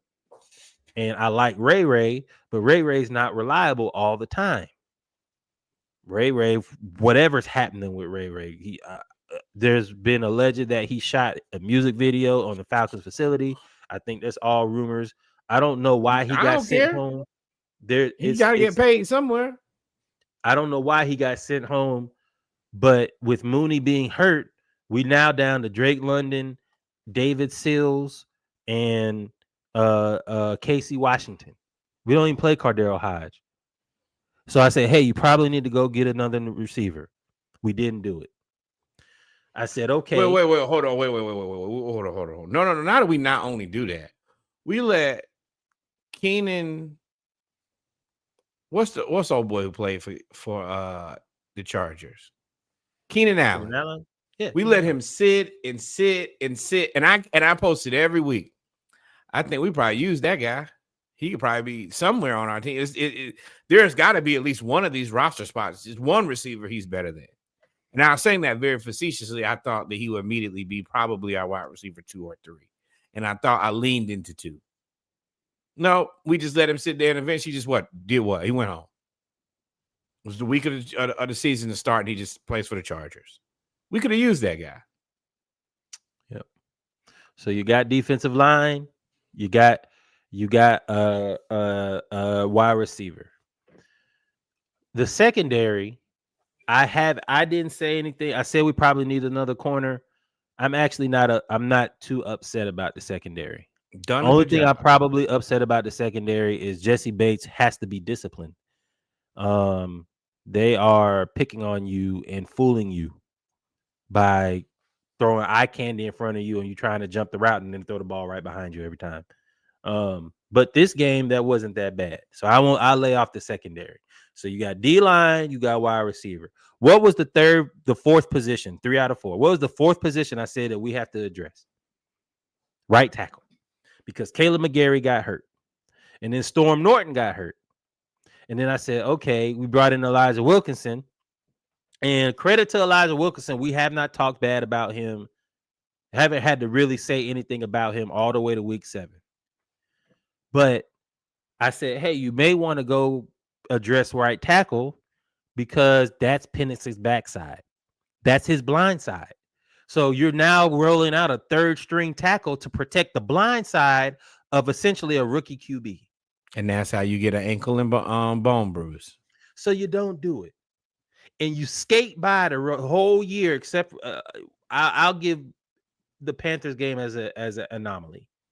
But you skate by the whole year and you don't address those issues. And I kept saying, I said, hey, when you play a real offensive coordinator, when you play a real guy that knows the ins and outs of football, it's gonna be tough. And this was the perfect game for San Francisco. You got the former Falcons offensive coordinator and Shanahan, who essentially father invented zone blocking scheme running. And they pretty much perfected it with Christian McCaffrey, who trained with Bijan, so they know exactly what to do and how to use it. Then you have Robert Saleh, who was the head coach when Jeff Ulbrich was the defensive coordinator in the Jets. So he knows exactly what Ulbrich is going to do, right? You have that happen, and it's like, well, damn, dog, this is a coaching matchup. Theoretically, we have all the talent in the world. We're better than them because they're hurt. But coaching-wise, this is a coaching matchup. And they coached rings around us. All they did was spam Christian McCaffrey. And you know what they did? And unfortunately for us, we don't know how to make adjustments. Ulbrich, for as much as good as you are dialing up zone blitzes, you are terrible when it comes to making adjustments in coverage. We lost Divine Diablo. I said in the stream, that's the biggest loss of the night, probably of the season. Because now you're trying to put Caden Ellis, who's really good at going and getting the quarterback, but terrible in coverage, putting him in coverage. And all they did was anywhere Caden Ellis was, they put Christian McCaffrey there. If Caden Ellis was in the box, they ran the ball. If Caden Ellis was out there in zone, they put Christian McCaffrey in the slot and let him run an option route. And they spammed Christian McCaffrey. They had no receivers. Jawan Jennings caught a pass, went out of bounds, hurt his ribs, and we never saw him again. They had no receivers. George Kittle had 0 catches. Juszczyk had 1 catch. It's embarrassing to lose this way. This is a team where the whole team is hurt. Playing against a backup quarterback. Playing against the backup wide receivers. Christian McCaffrey, both his legs just waiting to fall off. And you can't beat these guys. This is the issue, is you'll play good against a team like Buffalo. So just give us just enough hope to believe in you. And then show up against a 49er zombie team. And lose by 10. Offense never got off the ground. I don't really have too much. I know, defense could play better maybe. But the offense never provided a spark to think that for the defense even think, boy, as long as we hold them in the road here, we'll be all right. This offense never got off the ground. The defense allowed 13 points. Because when it comes to points off turnovers, you kind of take that away from the defense, especially when Penix gets hit in the blind side because Wilkinson olayed the blocks pretty much the whole second half. And they figured out that if we just speed rush Wilkinson, Zach Robinson isn't going to put the tight end over there to help him. No, that makes too much sense. We just going to leave Wilkinson on an island, and it's going to get your quarterback hurt. So they did that. So they got the sack fumble, and now we can't stop the run. They just ran them up the field. But the coaching wise is the most disheartening thing for me. 3rd and 13, scores 13-10. Your defense is actually bowing up. They're playing well. And you have 10 men on the field. Oh my God. That is a head coaching thing. It's always been. If you don't have the right personnel, you don't have the right number of players on the field, that's a coach thing. I'm tired of that's a coach thing. Every loss that we've had is a coach thing. We lost 30-0 to the Panthers. We couldn't get the plays in on time. Zach Robinson was up in the booth. They fired Ike Hilliard. We lost to the Buccaneers. We called an inexplicable timeout that allowed the Buccaneers to have a little bit more time to then go and score the game-winning touchdown. We then play the 49ers. We have 10 men on the field. We mess up going into the half again, and we end up getting an intentional grounding. And instead of kicking the field goal, we go for it on 4th and 1. And let me say this with the 4th and 1. If I'm Tyler Algier or if I'm Terry Fontenot, go ahead and trade Tyler Algier. I love Tyler Algier. I feel like he, as Norwood said, Norwood feels like he should be the starting running back, and that Bijan should be the Swiss Army knife guy. And I'm not opposed to that. But if y'all not going to use him correctly, what's the point? He is not just a 3rd and 1, 2nd and 1 back. He's not that guy. And then once you do that, you take out all of the other parts of his game that he's worked on to be better at. He's much better at catching out of the backfield. He can block. He can do a little bit of everything. And y'all he gonna run you over. Against the Bills, he had a 15-yard run where he ran the safety over. But y'all don't use him correctly. And on 4th and 1, instead of running the ball straight at the San Francisco defense, who's missing Fred Warner, by the way, the best linebacker in football. You're missing him. And then they have Benson in there. Oh, that drove me crazy. Benson, who is a shout out to number 48 Benson for the 49ers. You earned some money today, big dog. I don't know where you gonna be. They may even just put Thurman. Yeah, they may put you next to Fred Warner and just keep you there, or you're gonna get traded and you're gonna be the man somewhere. He was everywhere, but he's undersized. He's like Devon Diablo. You run around. You kept trying to run around a fast defense, and it didn't work. And instead of saying using Algier, who kept getting 3, 4, 5 yards going up the middle of the field, where our offensive line is our strength. Our interior offensive line is our strength. And instead of figuring that out, you decide to run on 4th and 1, you run an out route. After 3rd and 1, running a toss sweep. To the short side of the field, nonetheless. And y'all know how I feel about that short side of the field crap. Y'all know if you don't know, go to our Instagram. It's a whole reel of me cussing, being upset because we keep running to the short side of the field. I hate it with Georgia. I hate it with Southern. I hate it with Hampton. I hate it. And we do it. Zach Robinson, what I've seen in the offense, you've taken the ability of Michael Penix to actually just make reads. I don't know if you don't believe that he can make reads, but it's like throw it here or there's no other plan.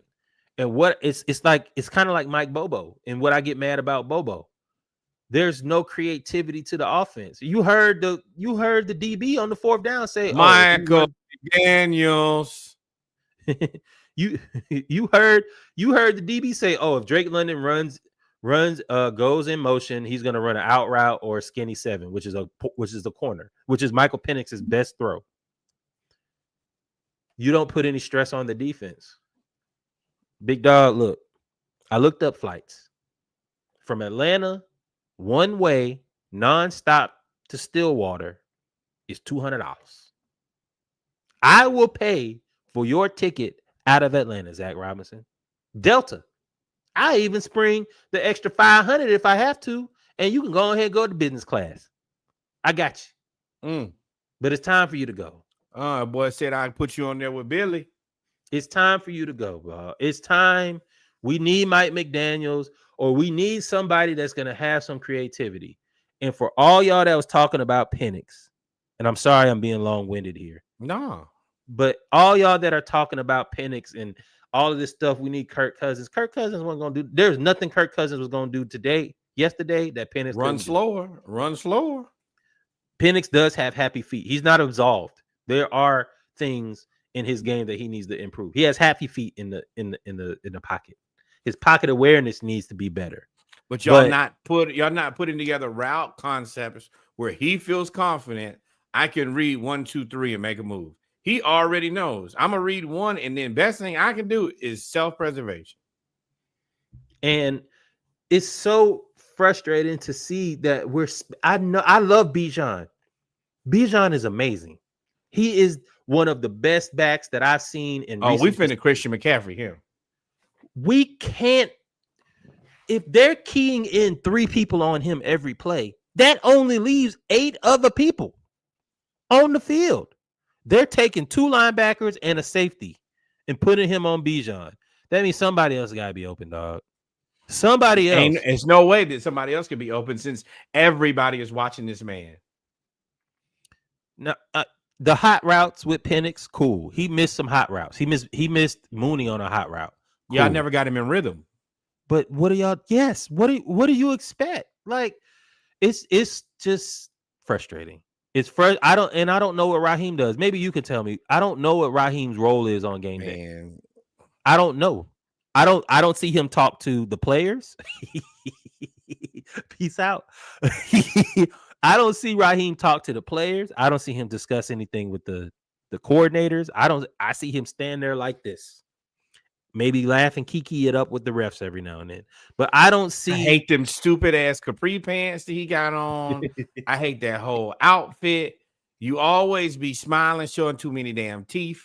You a defensive coach. Why are you so happy? I never met a defensive coach that was happy. Defensive coaches, by definition, are angry, miserable assholes. And here come Raheem skinning and grinning all the time. And I'm tired of it. And you could skin and grin if your team was executing at a high level. You knew, everybody has made it crystal clear. Raheem, this is last year to be playing. We let you have him 2 years with Desmond Ridder and the other motherfucker, but we done playing. We got you a quarterback. We got you a running back. Running back might be MVP. We got you a dog at receiver. Kyle Pitts has done everything that we've asked of him. And the defense plays well. You look at the offense. Before last week, we had one of the highest powered offenses in the NFL. We had one of the best defenses in the NFL. Some reason, we still don't look like a team that's good at offense or defense. That's a coach. Coaching. So I don't have it in me to yell anymore. I yelled for 4 hours. No. We passed that. It's really to a point of just disgust. I'm at a point where I was already there. I done told y'all plenty of times. You've been hey man. I'm telling y'all. He could go. I said he could go. Kyle Pitts, we're gonna talk reasonable contract. Reasonable time. Oh, yeah. Kyle Pitts now. Contract. We didn't, you right now. You right. Gotta be reasonable. We put faith in you. Now we gave you a chance, and to your credit, Kyle Pitts been balling. I ain't gonna say balling. Reasonable tight end, reasonable contract. Kyle Pitts should have had 15 catches for 250 yards and 2 touchdowns. The 49ers could not guard him yesterday, and then we just stopped throwing him the ball. I do agree with that. I didn't get it. And that's how you know it's coaching and how we're frustrated, because I don't understand what we're doing. I don't get what Raheem is thinking. I don't get Terry. I love you, bro. You built a great roster to me. But I've said this so many times with coaches, and I say it with GMs. Coaches, when you hit your wagon to a bad quarterback and you double down on dumb, you're going to get fired. Go look at Cleveland. When you hit GMs, when you hit yourself to a bad coach, you double down on dumb, you're going to get fired. It's going to happen. Terry has built this team and has us with draft capital, and we broke the draft, and we have great pass rushers and all of this, and y'all built this team, and somebody else is going to come in here and put the right type of oil in the engine. Oh, yeah. That Ferrari going to take off, and they're going to be the best coach in Atlanta Falcons history with the best GM, and it's all going to be because of you. Because y'all just can't make the right decisions in the right time. Yeah, that's the thing for me is this. Terry, there are some places where you could improve this roster. But I don't know if you know how much you need to improve this roster because the team's not being coached well enough. Like, I think that if Raheem was coaching well enough, then Terry could say, all right, well, these are the places to push us over the top. And I mean, look at it now. We are in the NFC South. Panthers playing better, but still toast. They're gonna win it. They're gonna win the division. Saints toast. Tampa Bay is hurt everywhere. Thank the Lord. We ain't really had the worst injury bug, but it's like, if you can't get it done now, can't get it done. Then what do we need to bring you back for if you can't get it done when everybody is hurt? Can't get it done. And it's gonna happen. And we always talk about black coaches getting fired too early. This is the one time where they have given you all the pieces, right? Everything. They've given you everything. And I'm gonna back off of that, and I'm gonna ask you this, and then we can move on to the rest of the games that we can kind of zoom through a little bit. But do we make a move at the trade deadline? For what? D tackle and a right tackle. D tackle more than a right tackle. Also, Divine Diablo broke his arm, so he's week to week. Right. What the hell is wrong? Where's Troy Anderson? He's been hurt for 18 months. 18 months he's been hurt. He gotta go. Where you gonna send him? Who gonna trade for somebody that's been hurt? You know what I say. When I say that, I mean you got to get off my team. I don't care where the hell you go. The CFL. You got to go. Cash considerations to the CFL. They love to have soccer rules. But that's all I got, man. This was just a disappointing. You know how your mama when your parents, you get in so much trouble that they just get tired of whooping you, and they just say this is just disappointing. No, they don't even cuss. They just be like, no, not cuss, disgust. Oh yeah, disgust. You know how they be like, go ahead, man. I don't even get on from around me, man. Am I on punishment? No, do what you want to. I don't care. I ain't yelling and cussing no more. That's how I feel. I did all my yelling and cussing yesterday. Yeah, I'm in the same boat. Whatever happens. We're going to watch you guys play from here going out. You're not losing Miami though. Let me tell you that. Do it. Y'all losing Miami, they might fire you today. Do it. I didn't already seen one coach get fired. All my coaches low key on the hot seat. Quinn, you don't get your shit together, you can go too. Toronto versus LA World Series, Lord. What kind of? Come on, Toronto. So bad. But yeah, that's it. Hey, me and Reggie taking a seat back. Ooh, Kendrick versus Drake again. Wow. Wop, wop, wop, wop, wop. Yeah, they go whoop that ass.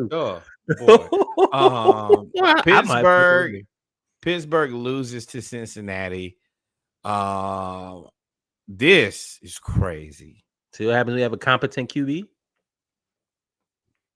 Yeah. Throw the ball to Jamar. Throw the ball to the best person on the field and see what when in doubt, do that. And Mike Tomlin's sick because crazy ass Browns said, why would you do that?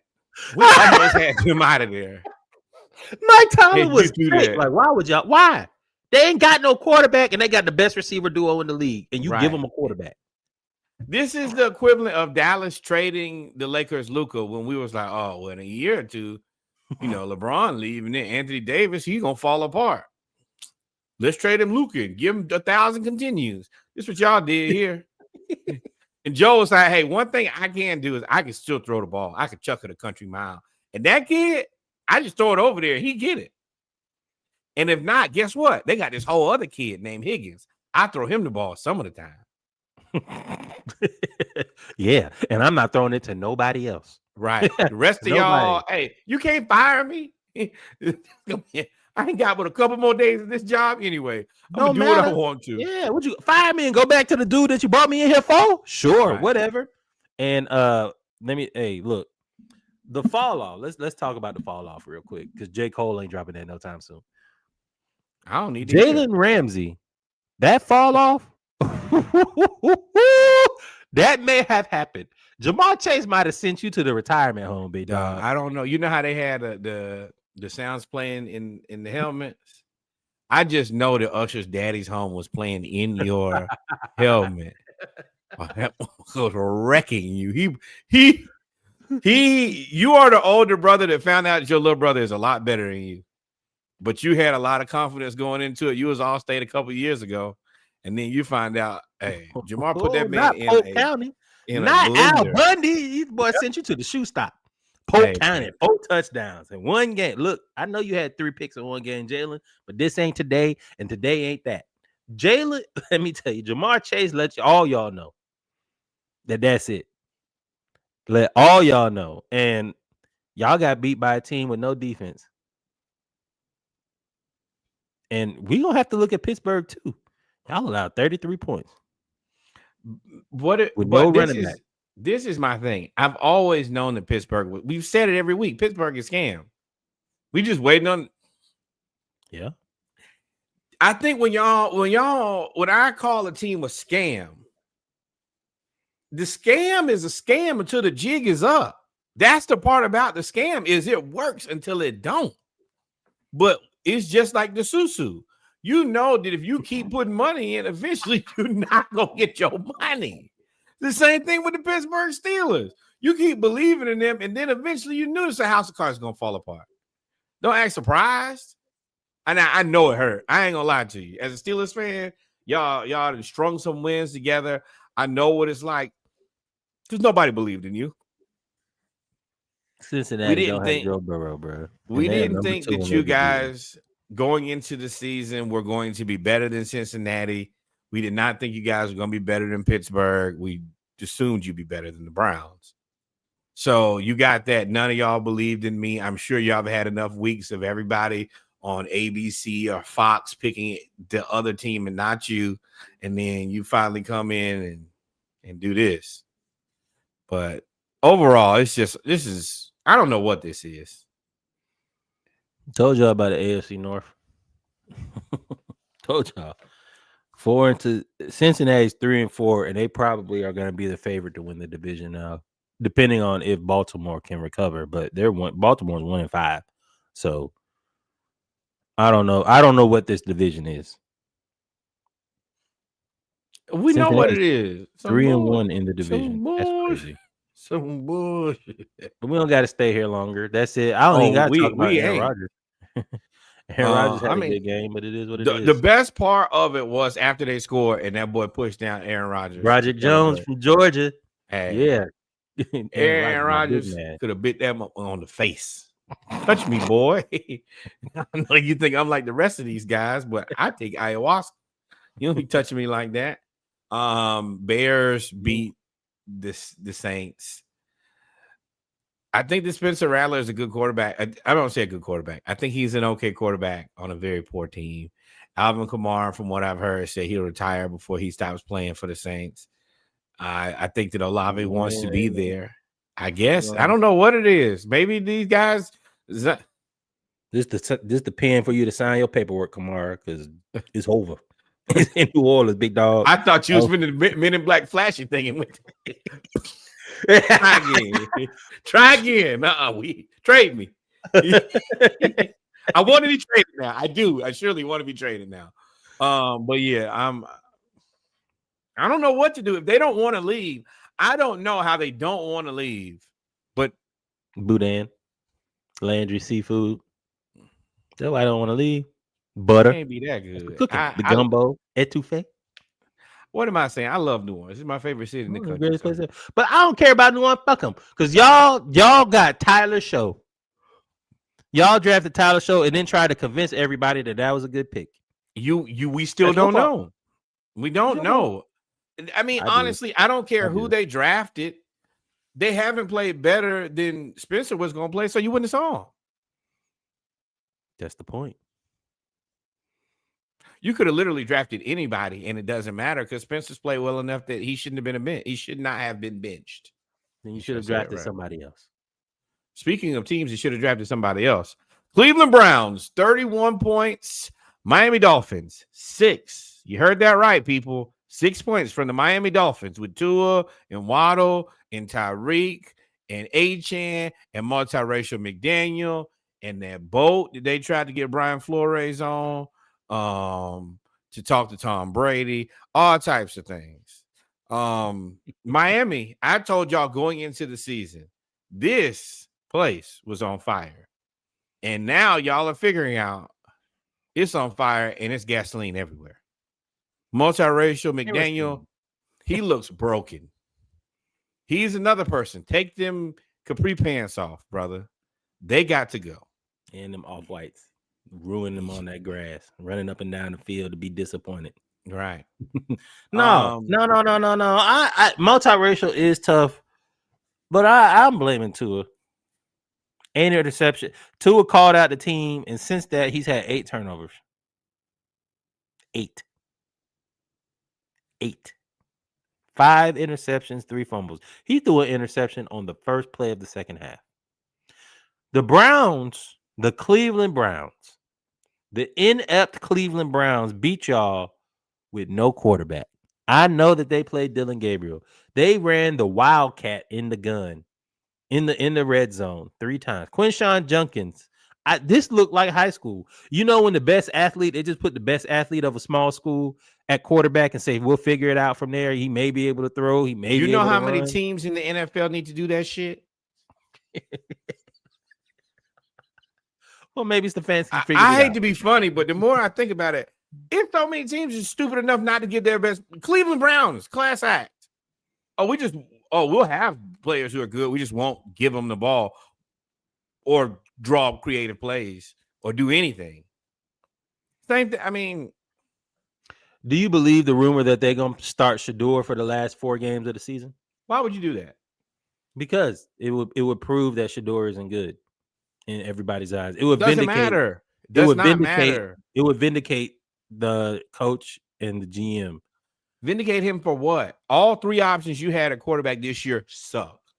And it doesn't matter because you still have to pay Deshaun Watson $50 million next year. Who is verbally and outwardly saying Stephen Stefanski is a terrible coach on social media. It hasn't played in 2 years. This seems like an organization is run tip-top shape. I love it. Congratulations. Ain't no way. Ain't no way. I'd quit. I just wouldn't support football. I wouldn't. When you say you would quit, are you talking about Stefanski? Are you talking about players on the Browns? Are you talking about Browns fans? Are you talking about one of the miscellaneous quarterbacks? One of the 8 quarterbacks being played by the Cleveland Browns right now? All of them. Except for Stefanski. No, Stefanski, you stay in the shit that you built. You sit there and be terrible. But that is the best part of being a Cleveland Browns coach is you get to leave before the shit gets worse. Yeah, but that's a catch-22 because the shit always gets worse. It always gets worse. You think that was it 40 years ago? Did that last? Who was that? Tim Couch? 30 he years was ago, 1999. Yeah, 26 years ago. Tim Couch. You think that 26 years ago they'd be thinking, 26 years later they still be doing the same thing, bro. Niggas got Y2K.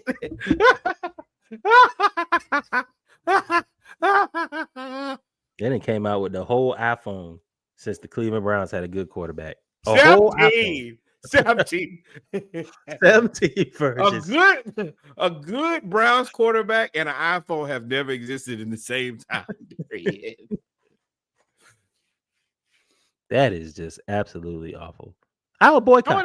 I meant it. And I know I was right because that was my most viewed reel over the last month is that I told Cleveland Browns fans to boycott the Browns. We need to get with Apple because whatever y'all did with making them phones, y'all took the strength of the Black Panther away from the Browns and they have never recovered. The dog pound. Neutered them dogs. They ain't got pounded. Dogs got pounded. And then they lose to the Dolphins. You heard the Dolphins supposed to hire they may go after Dan Shuler's grandson. Might as well. Dan Shuler's grandson, he got there for Miami. Don't go over there. Do not get away from this. You have to think. Miami is in a tailspin too now. They can't fire their GM. I know. And he's been around there for 18 years. They You can't got a fire him guy, because of the Flores case. right? And you're still dealing with the Flores blowback. So it's not even like you can get out of this situation. And there's still legal proceedings going on with that. So forward and backwards, you're stuck. Hey, I heard a great coach. Either way. Both. I think y'all should hire John Gruden. I think that both of these Well, teams you should have hire to John lose. Gruden. No. Both teams should hire John Gruden, and he was just coached them both remotely. I think it'd probably be the best thing for both teams. Can't be no worse than what they got going. Man, out there playing video games for real, right? and right. The thing about it is, all fly. Right, and the thing about it is his scandals are so bad. Y'all would just blend in one murky mess of racism, bullshit. sexism, all of that all together. Just put it all in one and shake it all up. See what you got. Racism, sexism, lying, bribery. Y'all might want to call Justin Tucker. He's available. He is. Get Justin Tucker too. Riley Cooper probably still in shape. You get all them folks. Get them all. Riley the racist. Oh, hey man.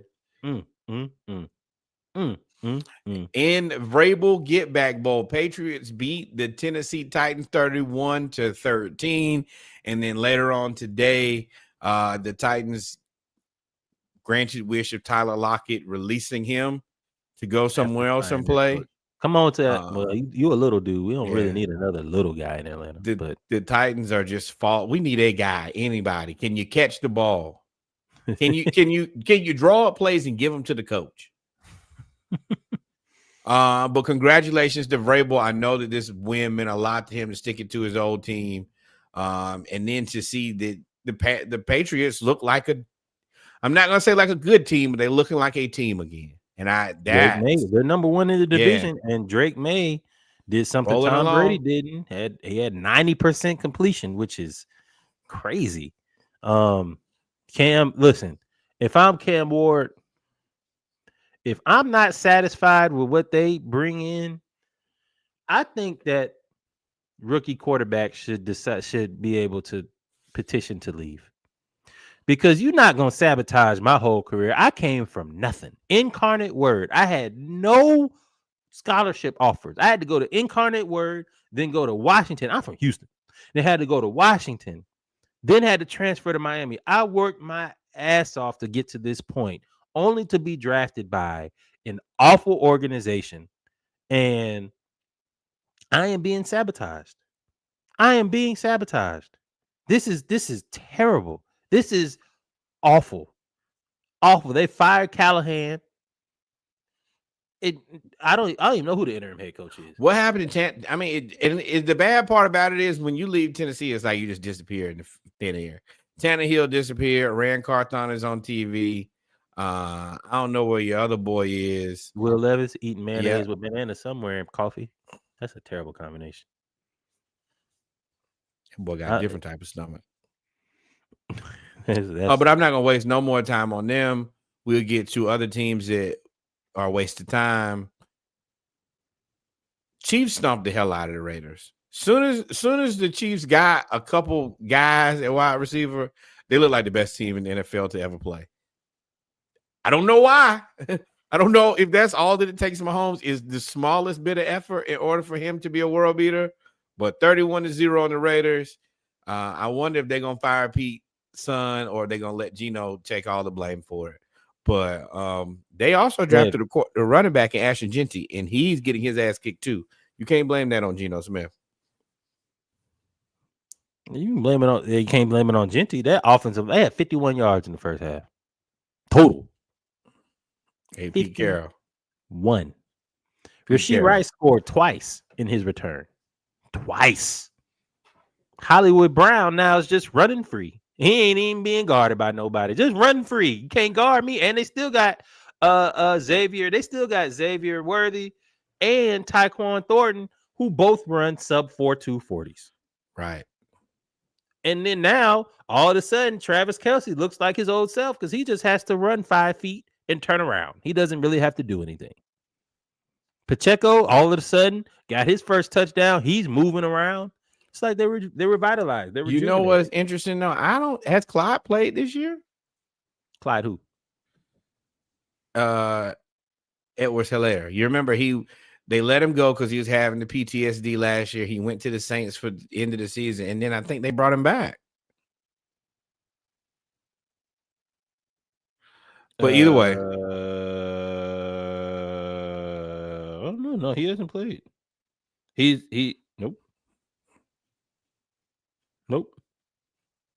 Nope. I don't even think he's on the roster. I don't think they brought him back. He might still be on the practice squad. I just knew I assumed that he was just going to move up.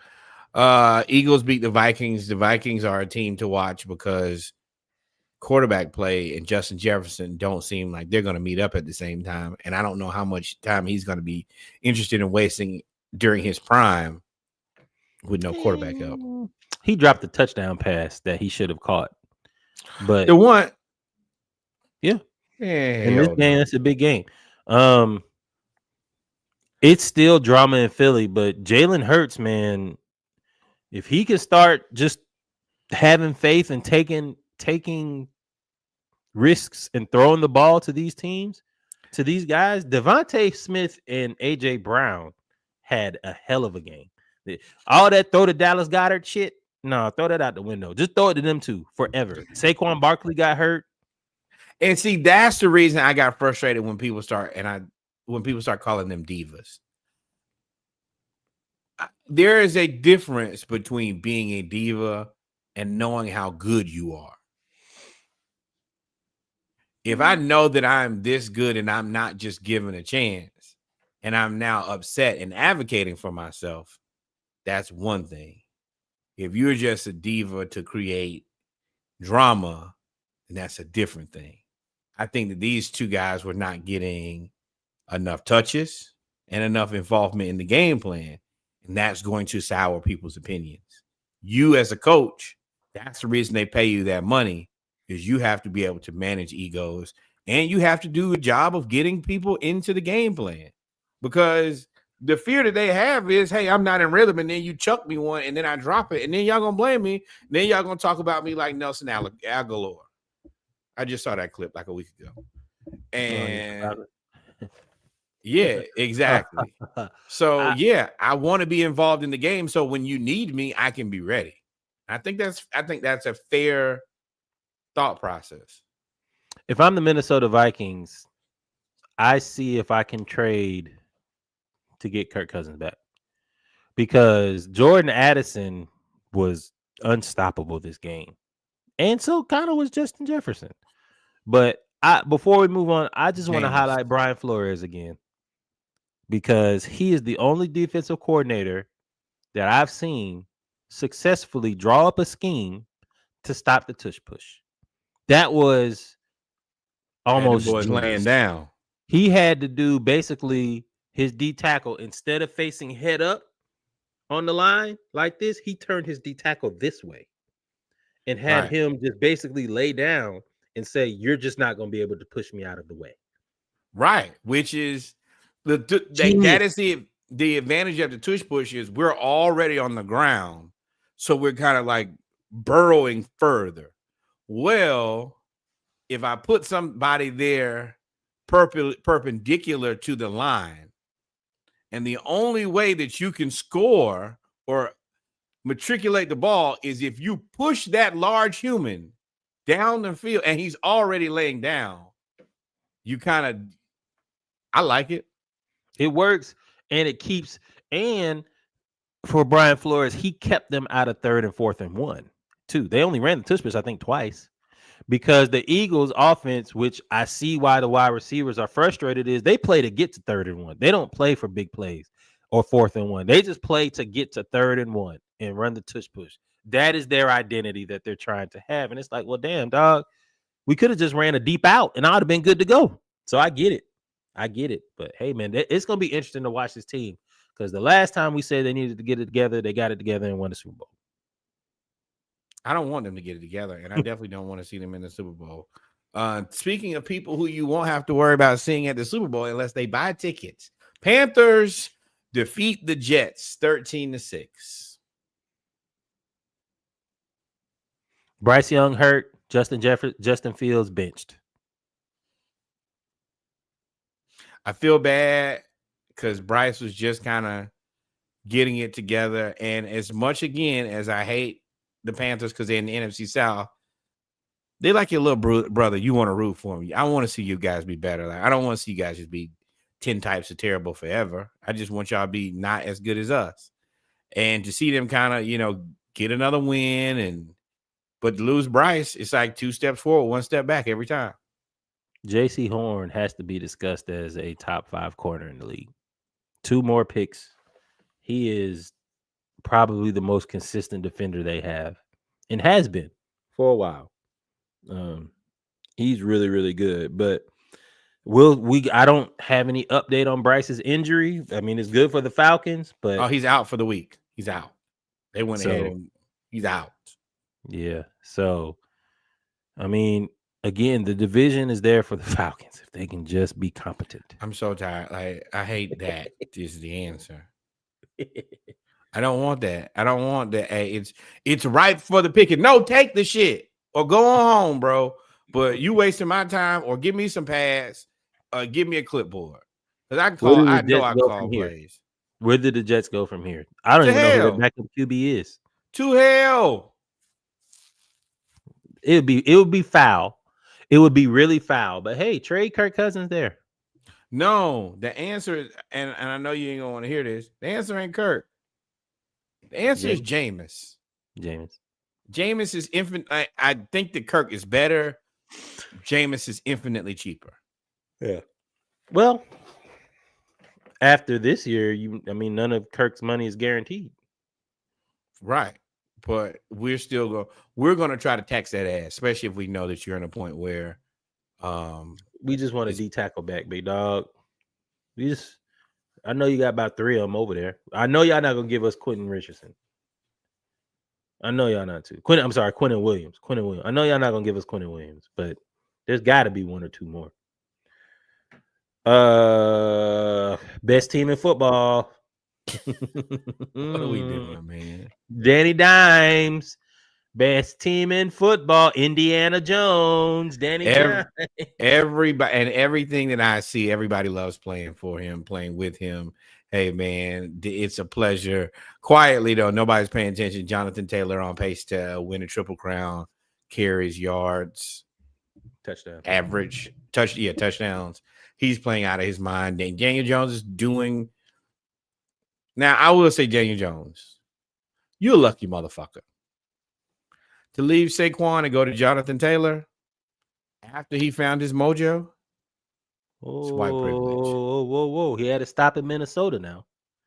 And that's where he's credited of learning how to actually prepare for a game, which is a shot at the Giants coaching staff. But he had to stop in Minnesota with Minnesota's head coach. And that then took him to, he also went to Shane Steichen, who's an really good offensive coach. And then went to Shane Steichen back on he got to be back in the coach. It's crazy. You go from coach of the year to possibly fire to coach of the year conversation again. It's important. I'm somewhere in the middle. But they are impressive. Now they're also catching teams that are injured too. I mean, but yeah, they also running over teams though. What are the Chargers? What are they? They're what they've always been. They be good sometimes, they be bad sometimes. Yeah. They kind of like the Falcons. Every time you look at a team, you like, man, y'all should be better than this. I think the Bengals are like the Falcons. No, we ain't been to enough NFC championships to be talking about the Bengals like that. Why?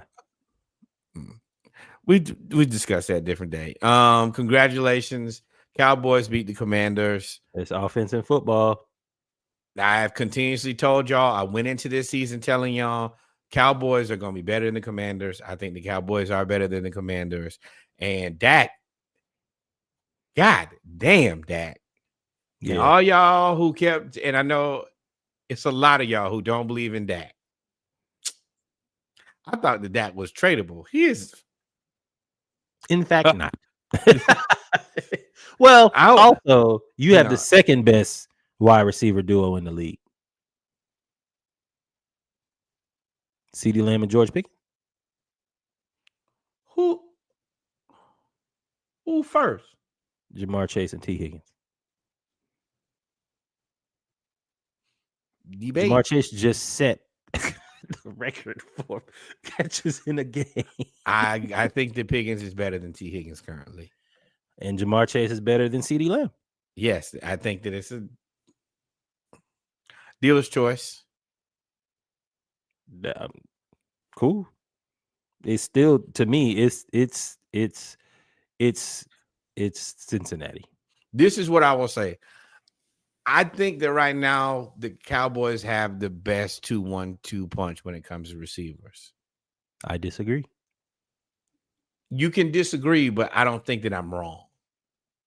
I think you're wrong. Is that better? Listen to me again. You can disagree. I don't think I'm wrong. You're entitled to think whatever you want to. Cool. That's what I'm telling you. I think you're wrong. I think that CeeDee Lamb and Jamar Chase are better. I think the margin is not big, but if they put pause necessary, they put George Pickens kind of at the 1, and they are allowing CeeDee Lamb to run around, which is what they needed to do anyway. But that's the thing. I don't think you can necessarily that's the reason I don't pick them is I think that both of the. And it's a little tricky. I don't want to get over. I don't want to be a prisoner of the moment. But I did get a chance to see George Pickens play wide receiver 1. And let me tell you, he is, in fact, a good wide receiver 1. Now, I know that was only, 3 or 4 weeks. I don't want to fall in love with a short sample size because I know it's difficult to game plan for a guy who's a new addition to a team. And then he went from wide receiver 2 to wide receiver 1. That's a lot. But the plays that he has consistently made have been 50-50 balls. He plays very aggressively. It ain't been a bunch of I'm wide open, throw me the ball type of things. I think if you were, you could say the same thing. If you would put Dak on Cincinnati, you would have the exact same or even better results. I think T. Higgins is a very good 50-50 ball guy. I think Jamar Chase is a better runaround guy than CeeDee Lamb. Even so, I mean, is what it is. Fair enough. But that's like saying a 99 and a 98. Yes, that's the reason I said we can have different opinions and still be right and be wrong. Packers beat the Cardinals. Overrated. Who, the Packers or the Cardinals? Oh, the Cardinals. We ain't worried about the Cardinals. Green Bay was everybody's pick to go to the Super Bowl. And y'all owe Jerry an apology. No, Mike Parks had 3 sacks. I'm not apologizing for nothing. But Green Bay, it's not against more about Kyler? The defense. It's not about Kyler didn't play. It's Jacoby Brissett.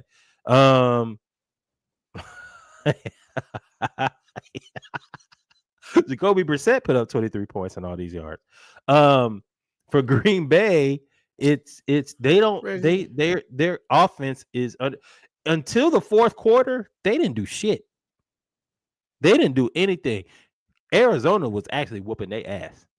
And I was like, bro, because I got Jordan Love as my fantasy football quarterback. And he had. I know. I got the whole receiving core as mine. Oh, well, that's unfortunate. You got to sum of the parts.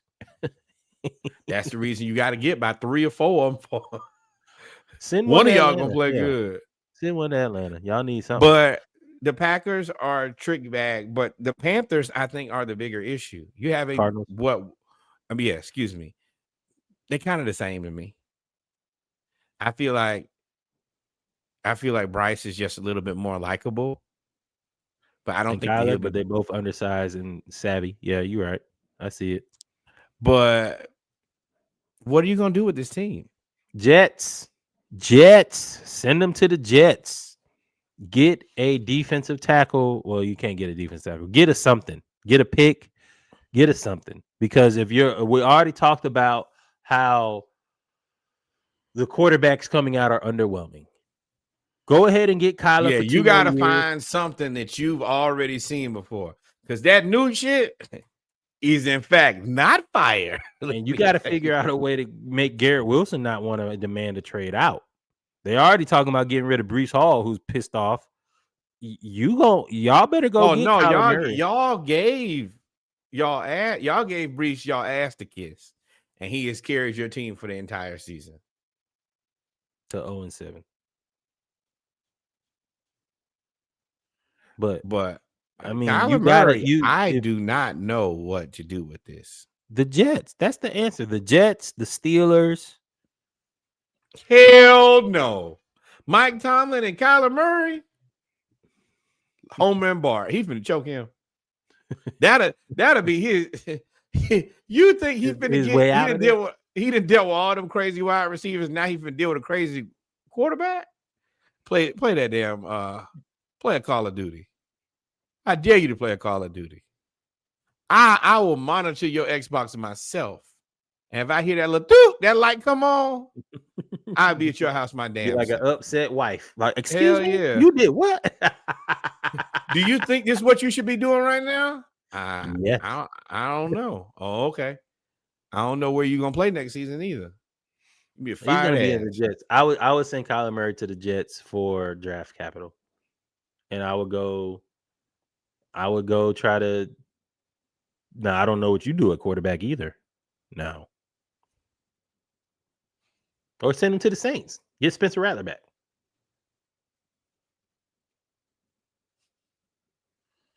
Same shit. Then Chris Olave. But with that being said, we are wrapping up the show. I do have a moment here, something near and dear to my heart. Billy's gone. Bye, Billy. He out of this thing. You out of my life.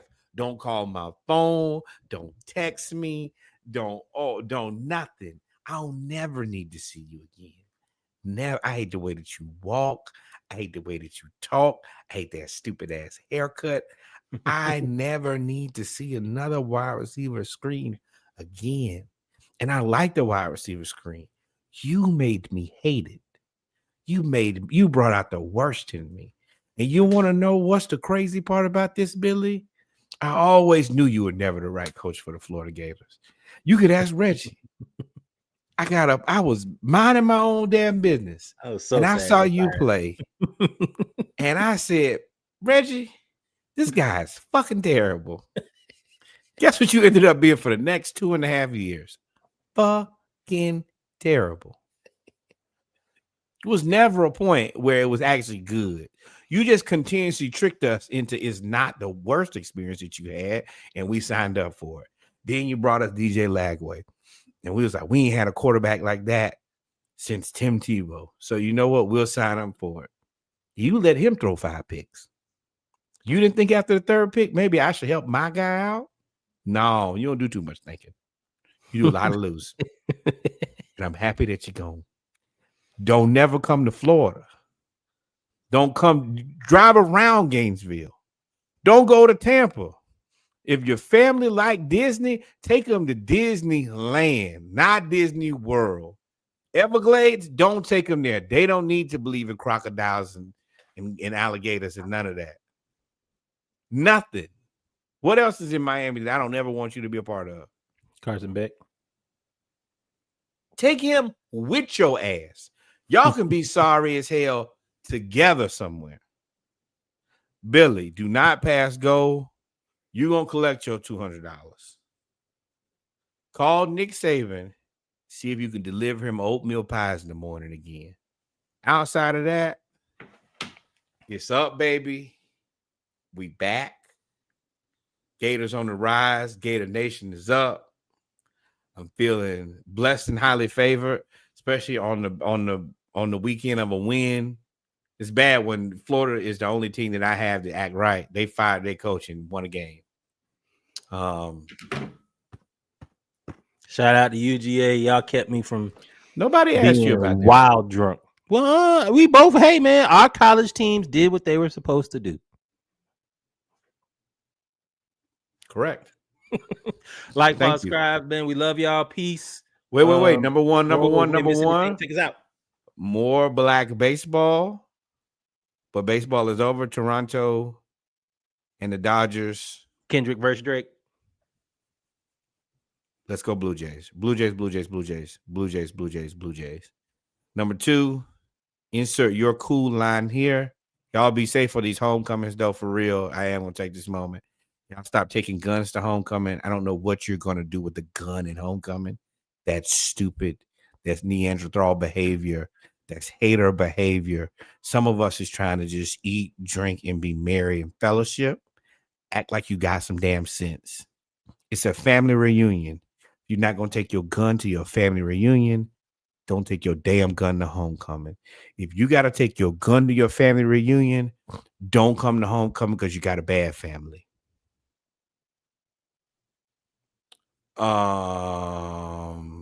Number three, the historical Black College University your cousin went to, your auntie went to, you went to, the person who used to laugh, kiki in the back of church, send some money over there. The historically Black College University you go to for homecoming, step shows, to be around your people. Send some money over there. Shout out to TSU. Y'all did a fantastic job from what I can remember. I was definitely the blurry meme of I saw you yesterday, or you don't remember talking to me. No, I was at the tailgate. I woke up in my bed. Don't ask me what happened in the middle. That's why you went radio silent on the phone? Radio silent. Phone, what's that? Yeah, after a flask full of Crown and then another cup full of tequila. Shout out to Pac-Man. Pouring up with Pac-Man. What's like Pac-Man? No. Oh. It's another man named Adam Jones. But yes. And this week, coming up, it is Hampton Homecoming Week, 1868. On behalf of the university, I'm going to have a time, and I'll be back to pod on Monday. Saturday morning live, I will probably be absent because who knows where I will be. It's a bye week for both the Florida Gators and the Georgia Bulldogs, so we may not do Saturday morning live. I'll let y'all know. Cut it. Stay in the bed. Or we might just post our picks. But whatever it is, enjoy your Hampton homecoming safely and responsibility. In the words of, who is that said drink responsibility? Is that Bobby Brown? Yep. No. Keith. Sweat. Yeah. Drink responsibility. I need to post that. Adios, mi amigos. God is love. Until we meet again, y'all be safe. Arrivederci. We out of here. And I'm going to end the stream now. It's been fun. Love y'all.